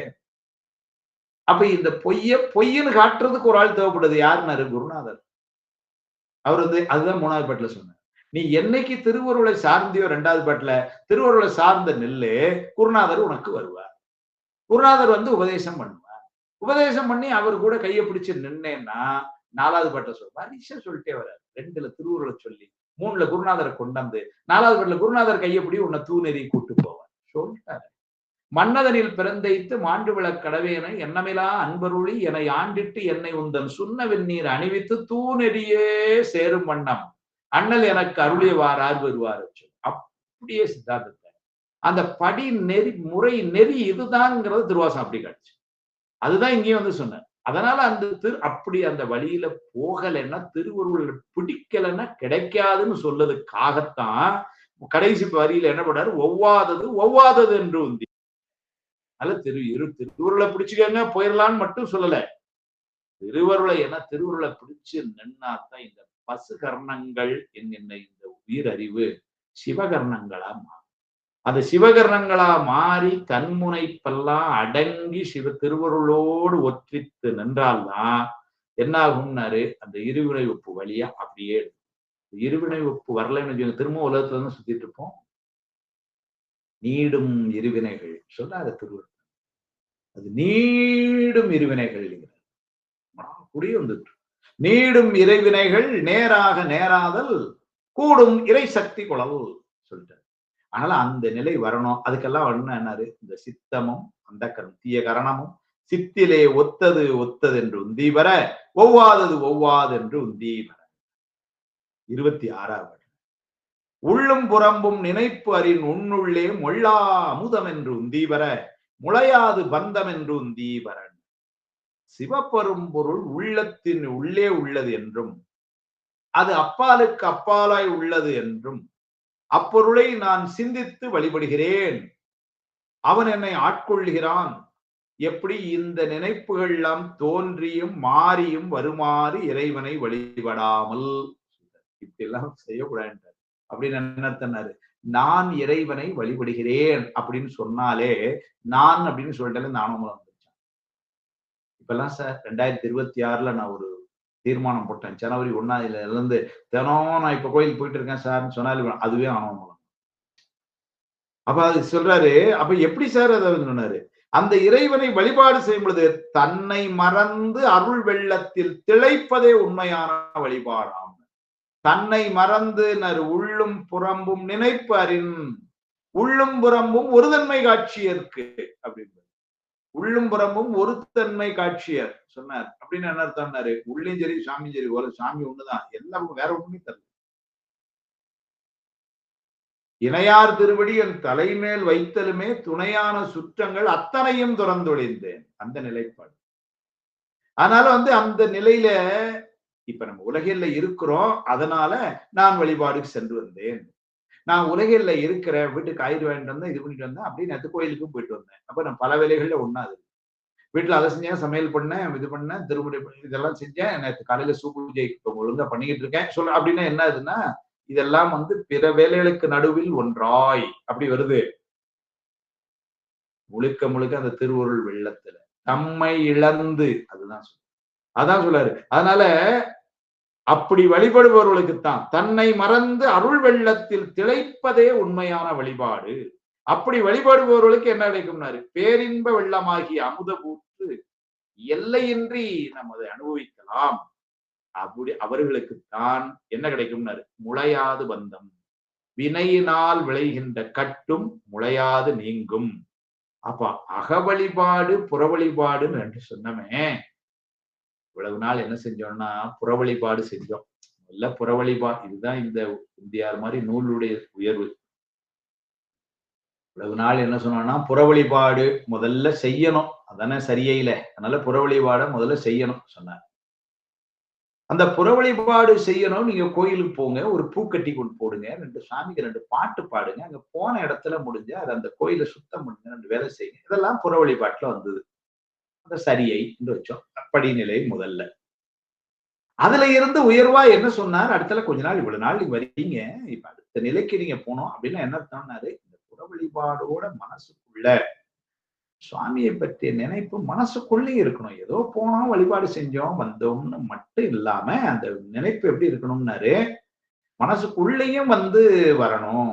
பெரும்புலர் காலை மூழ்கி பித்தற்கு பத்தராகி அரும்பொடு மலர்கள் கொண்டு ஆர்வத்தை உள்ளே வைத்து. அதனால சுவாமியை பற்றி அந்த நினைப்பு அப்படி உள்ளேயும் இருக்கணும். அப்ப இது என்னன்னாரு, உடலாலும் உள்ளத்தாலும் செய்யறோம் ஒருபடி மேல கிரியை. அதுக்கப்புறம் யோகம் என்று சொல்லி அகப்பூசை சொன்னோம். அதுதான் ரொம்ப சிறப்பு. அப்படின்னா என்ன அர்த்தம்னாரு, இந்த பலகாலமா கோயில் போயிட்டு இப்ப பலகாலமா உள்ளையும் புறத்தையும் சாமியை வச்சு, அதாவது மனசாலையும் உடம்பாலையும் அப்படி சாமியை நம்ம வழிபாடு செய்யறதுனால மனசுல இப்ப சுவாமியவே வச்சுட்டு இருக்க மாதிரி, வேற யாருக்கு அங்க இடம் இல்லைன்னு சொல்லணும். இப்பவும் நம்ம சாமியை மனசுல வச்சிருக்கோம், இல்லைன்னு சொல்ல. ஆனா நல்ல வேளை அந்த மனசை ஸ்கேன் எல்லாம் பண்ண முடியாது. பண்ணி பார்த்தா தெரியும் எத்தனை பேருக்கு நடுவுல சாமி ஒரு வாரமா உட்கார்ந்து இருக்காரு உள்ள. பெரியவங்களுக்கு சொல்லக்கூடாது, எங்களை மாதிரி அப்ப சொல்ல. அப்ப இந்த மனசுக்குள்ள சுவாமி இருக்காருன்னா இருக்காரு, நான் இல்லைன்னு சொல்ல, எனக்கும் தான் சாமி இருக்கார். ஆனா யாரெல்லாம் இருக்காருன்னு பாத்தீங்கன்னு வச்சுங்க, என் மனைவி, எங்க அம்மா, என் பிள்ளை, என் பேரன், என் பேத்தி, அப்பா எவ்வளவு அதுக்கு நடுவுல சாமி கொஞ்சம். அப்புறம் சாமிகிட்ட கேட்டாங்க, சார் நீங்க சாமிக்கு இடம் செய்யுங்க. நெஞ்சம் உமக்கே இடமாக வைத்தேன். அது உள்ள எங்க அக்கா தளபதியார் கூட இருந்த மாதிரி தெரியல. அப்பா போகலன்னா அம்மா மாதிரி கூட இருந்தானே அந்த பல்லவன் யாருக்கு சார் சுவாமி இடம் இருக்குங்கன்னாரு. ஒரே ஒருத்தர் இருக்காங்க. அது அவன்கிட்டயே அவர் சொல்லிட்டார். என் நெஞ்சம் உமக்கே இடமாக வைத்தேன் நினையாது ஒருபோதும் இருந்தறியேன். சுவாமி வந்து நம்ம அம்மா சுமதி அம்மா வீடியோ மைக் ஆஃப் பண்ணுங்கம்மா.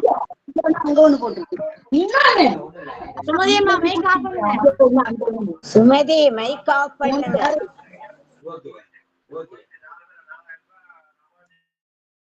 நன்றி. சுமதி அக்கா ஆஃப் பண்ணு. அப்போ நெஞ்சம் உமக்கே இடமாக வைத்தேன் அப்படின்னு என்ன அர்த்தம்? வேற யாருக்கு அங்க இடமே கிடையாது. இதுதான் யோகத்துல. அப்படி இருக்கவங்களை தான் சுந்தரர் சொல்றார். சுந்தர யோக நெறியில அவர் சொல்றாரு. என்ன சொல்றாரு பாருங்க, வழிக்கு வீழினும் நின் திருப்பெயர் அல்லால் மற்ற நான் அறியேன் மறுமாற்றம். வழிக்கு விழுந்தா கூட என்ன வரும்னாரு, நமசிவாயம் அதுதான் வருமா வாயில, வேற வார்த்தை வராதான். அப்படின்னா என்ன அர்த்தம்? நம்ம உலகத்துல கூட சொல்லுவோம், பாருங்க சார் மனசுல இருக்கெல்லாம் வெளியே வருது இல்ல இப்போ அப்படிங்கிறோம். மனசுல இருக்கதான் வெளியே வரும். அப்ப மனசுல சுவாமியே இருந்ததுன்னு வச்சுக்கோங்க, பித்தோடு மயங்கி ஒரு பிணி வரினும் அத்தா உன் அடியலால் அறற்றாது என்ன ஞானம் நற்றவா உனை நான் மறக்கணும் சொல்லும் நான் நமச்சிவாயவே உள்ள அதை ஃபிட் பண்ணி வச்சிருந்தேன். அதுதான் யோகத்துல. அது முழுக்க முழுக்க அக வழிபாடு. இந்தியார் ஆசிரியர் சொல்ற அந்த அக வழிபாடுக்கு மேலேயும் ஒண்ணு இருக்குல்லப்பா, அந்த பெரு வழிபாடு உனக்கு தெரிய வேண்டாம். அந்த அக வழிபாட்டுல நான் சுவாமியவே உள்ள வச்சிருக்கிறேன்னு நீ அப்படி வச்சிருந்தா கூட அதுக்கு மேல ஒரு நிலை இருக்கு ஞானத்தை நோக்கி. இதெல்லாம் யோகத்தில் நின்றது. அந்த ஞானத்துக்கு செல்லுகிற அந்த நிலை அது பெரு வழிபாடு என்று வைத்துக் கொள்ளலாம். அதைத்தான் சொல்றாரு, உள்ளும் புறம்பும் நினைவு அறின். ஏன்னா உள்ள சாமி வச்சாலும் உள்ளே அந்த நினைப்பே இருக்கக்கூடாதான். நான் வச்சிருக்கிறேங்க அந்த நினைப்பு கூட இல்லாமல் நினை அறின் உன்னுள்ளே மொள்ளா முதம்னர். மொள்ளா முதம்னா மொண்டு எடுத்துக்கொள்ளக்கூடிய அதையும் தாண்டி நிற்கிறேன். அதான் மொள்ளா முதம் அப்படின்னு அல்ல அல்ல குறையாதுன்னு சொல்றாங்க. அவற்றா கருணை அது மாதிரி மொள்ள அமுதாம் என்று உந்தி வர அவங்களுக்கு என்ன நடக்கும்னாரு, முளையாது பந்தம் என்று உந்தி வரன்னு. பந்தம்னா இந்த இடத்துல வினை கட்டுகள். ஆனால் அது முளையாது பந்தம். எல்லாம் மர என்னை இழந்த நலம் சொல்லாய் முருகாசுர பூபதியே கந்தரன். எல்லாம் மர என்னை இழந்த நலம் அப்படின்னா என்னை இழந்த நலம் அதான் வேணும். நான் வழிபாடு செய்கிறேன், நான் கோயிலுக்கு போயிட்டு வந்தேன், நான் இந்த திருமுறைகள் படிக்கிறேன்னு சொன்னாலே அதுவே வந்து என்ன ஆயிடுச்சுன்னாரு, வினைகள் வந்து சேர்த்திருமா. வினையா வேணா இருக்கும், இல்லைன்னு சொல்லல. அதனால இந்த அக வழிபாட்டை நான் ஏற்றுகிறேன் அல்லது இந்த புற வழிபாட்டை நினைற்றுகிறேன் என்பது போன்ற நினைப்பும் கூட வந்து என்ன ஆயிடும்னாரு, அது கூட தன்முனைப்பு தலையெடுத்து வழிபாட்டின் பயனை பெறுவதற்கு இடையூறாக நிற்கும். உரையாசிரியர் அப்போ முக்தி இன்பத்தை நோக்கி நிற்கின்ற ஆன்மாக்களினுடைய பக்குவம் எப்படி இருக்குன்னா, அவங்க வழிபாடு செய்யறாங்க, நமக்கு ஏன் அது வழிபாடு செய்கிறோங்கிற உணர்வு அது ஏன் சார் இருக்கக்கூடாது அப்படின்னா, காரணம் அது இருக்கக்கூடாதுன்னா, நமக்கு என்னன்னா 10 வேலைகள் செய்யறோம், அதுல 1 வழிபாடும். நேத்து நான் சமையல் பண்ணனா, நேற்று துணி துவைச்சு போட்டேன்னா, நேற்று ஆபீஸ் போயிட்டு வந்தேன்னா, நேற்று சாயங்காலம் அந்த கோயில் போயிட்டு வந்தேன்னா அப்படின்னு 10ல 1 இருக்கு.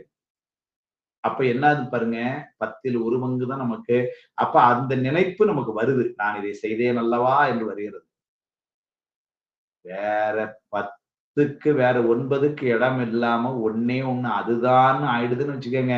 வேற நினைப்புக்கே இடம் இல்லை. தொழிலே அதுதானே, செய்வதெல்லாம் அதுதானே. அப்ப நம்ம சொன்ன மாதிரி பூசனை விடாது செய்து, அப்ப வேற எதையும் செய்து நடுவுல பூசை செஞ்சா இந்த ஞாபகம் எல்லாம் வரும். நம்ம இன்னைக்கு உலகில் பரபரப்புல செல்ல பூசை செய்யறதே கூட மறந்து போயெல்லாம் நிக்கிறோம். அதெல்லாம் அப்ப நான் பூசை செய்யறத மறந்துன்னா பெரிய பாவம். அது இல்ல, பூசை செய்கிறேன் என்கின்ற நினைப்பு கூட இல்லாமல் அதையும் கூட மறந்து, அப்போ என்ன சொல்லிட்டார் பாருங்க, உள்ளும் புறம்பும் நினைப்பு அறின். உள்ளையும் வந்து உள்ளும் அப்படிங்கிறது அக வழிபாடு, புறம்பும் அப்படிங்கிறது புற வழிபாடு. ரெண்டுமே நீங்கிய நிலையில இந்த அக வழிபாட்டை நான் ஏற்றுகிறேன் என்றோ இந்த புற வழிபாட்டை ஏற்றுகிறேன் என்ப போன நிலைகள்லாம் இருந்தா என்ன ஆகும்னாரு, தன்முனைப்பு தலையெடுத்து அது வினையில கொண்டு விட்டுரும். அதனால அதையும் நீங்கி விட்டால் முளையாது பந்தம். அப்படி இருந்தா தான் வினையெல்லாம் வராமல் இருக்கும் சொல்லி எல்லாமற என்னை இழந்த நலம் சொல்லாய் முருகாசுர பூபதியே என்று இதுல சொல்வாரு கந்தரனுபூதியில. அந்த நிலையதான் இங்க அந்த திருவருள் அமுத ஊற்றாய் நமக்கு உள்ளா அமுதம்னா அமுத ஊற்றாய் இருக்கும். அதை நாம் அனுபவிக்க வேண்டும் என்ற செய்தியை தான் இந்த நிறைவு செய்தியாய் உள்ளும் புறம்பும் நினைப்பு அறின் உன்னுள்ளே முள்ளா அமுதாம் என்று உந்தி பெற முளையாது பந்தம் என்று உந்தி பெற என்று சொல்லி 26வது பாடல்ல சிந்தனை நிறைவு செய்கிறோம். எல்லாம் துணையாயிருந்த திருவருளுக்கும் குருவருளுக்கும் காஞ்சி காமோடி வேளாதிபதிகளாக இருக்கின்ற சுவாமிகளுக்கும் கல்லூருடைய மதிப்பிற்குரிய முதல்வர் ஐயா அவர்கள், நம்முடைய அன்பிற்குரிய தமிழ்துறை தலைவர் அவர்கள், ஒருங்கிணைத்து தருகின்ற பேராசிரியர் பெருமக்கள், கலந்து சிறப்பிக்கின்ற அடியார் பெருமக்கள், மாணவர்கள், நண்பர்கள் எல்லோருக்கும் என்னுடைய அன்பையும் நன்றியும் சொல்லி இந்த சிந்தனை இந்த அளவிலே நிறைவு செய்வோம். அடுத்த வெள்ளிக்கிழமை தொடர்ந்து சந்திப்போம். திருவுத்தியாரை தொடர்ந்து சிந்திப்போம். திருச்சிற்றம்பலம். நன்றி ஐயா. நன்றிங்கம்மா. நன்றி ஐயா. நன்றி, வணக்கம். நன்றி ஐயா. நன்றிங்கம்மா. நன்றி. நன்றி ஐயா. நன்றி ஐயா. நன்றி ஐயா. நன்றிங்க ஐயா. நன்றிங்கம்மா. ஐயா, இன்று கிளாஸ் ரொம்ப நல்லா இருந்தது. இந்த தஸ்கரநாய நமக அப்படின்னு நீங்க சொன்னீங்க, அது ஒரு தடவை சொல்லுவீங்களா ஐயா? தஸ்கரநாய நமக அப்படிங்கிற ஒரு ஆமா ஆமா தஸ்கரநாய நமக அப்படின்னு சொல்லி ஒரு மந்திரம் வருங்கம்மா. அந்த தஸ்கரநாய அப்படின்னா கல்வனே உனக்கு வணக்கம்னு அர்த்தம் தமிழ்ல. அப்படியே நீங்க தஸ்கரநாய நம அப்படின்னு சொன்னா, எனக்கு சமஸ்கிருதம் தெரியாது, உரையாசிரியர் எழுதி வச்சு சொல்றேன். தஸ்கரநாய நம அப்படின்னா, இப்ப இந்த குழுல யாராவது நல்ல சமஸ்கிருதம் தெரிஞ்சவங்க இருப்பாங்க, அவங்க என்ன திருத்தலாம். ஆனா நான் உரையாசிரியர் எழுதி வச்சிருக்கு சொல்றேன். தஸ்கரநாய நம என்பதற்கு அவங்க என்ன சொல்றாங்க, அவங்களுடைய அப்படி ஒரு திருப்பெயர் கூறி வணங்குவது உண்டு. அதற்கு நேரான மொழிபெயர்ப்பு என்னன்னு சொன்னால் கல்வனே உனக்கு வணக்கம் என்றார். அப்ப பெருமானை கல்வனே உனக்கு வணக்கம்னா அது உள்ளம் கவர் கல்வன் சொல்லுவாங்க. அப்படி அந்த வகையில அந்த கல்வன்னா உலகத்து கல்வன் இல்ல அவன். இப்ப நம்ம வீட்டுல கூட சில நேரங்கள்ல குழந்தைகள் சொல்லுவோம் கள்ள பய அப்படிங்கிறதா, அப்படின்னா அன்புல நம்ம சொல்றோம். அது மாதிரி பெருமான கள்ளன் சொல்லிட்டாங்க. ஏன்னா நம்முடைய வினைகளை எல்லாம் நமக்கே தெரியாம கள்ளத்தனம் சொல்வார். பொன்மையில் கண்ணின் நூல்ல சொல்வார், என்னை திருடி எனக்கு இன்புதனை கொடுத்த என்னை திருடி. அது மாதிரி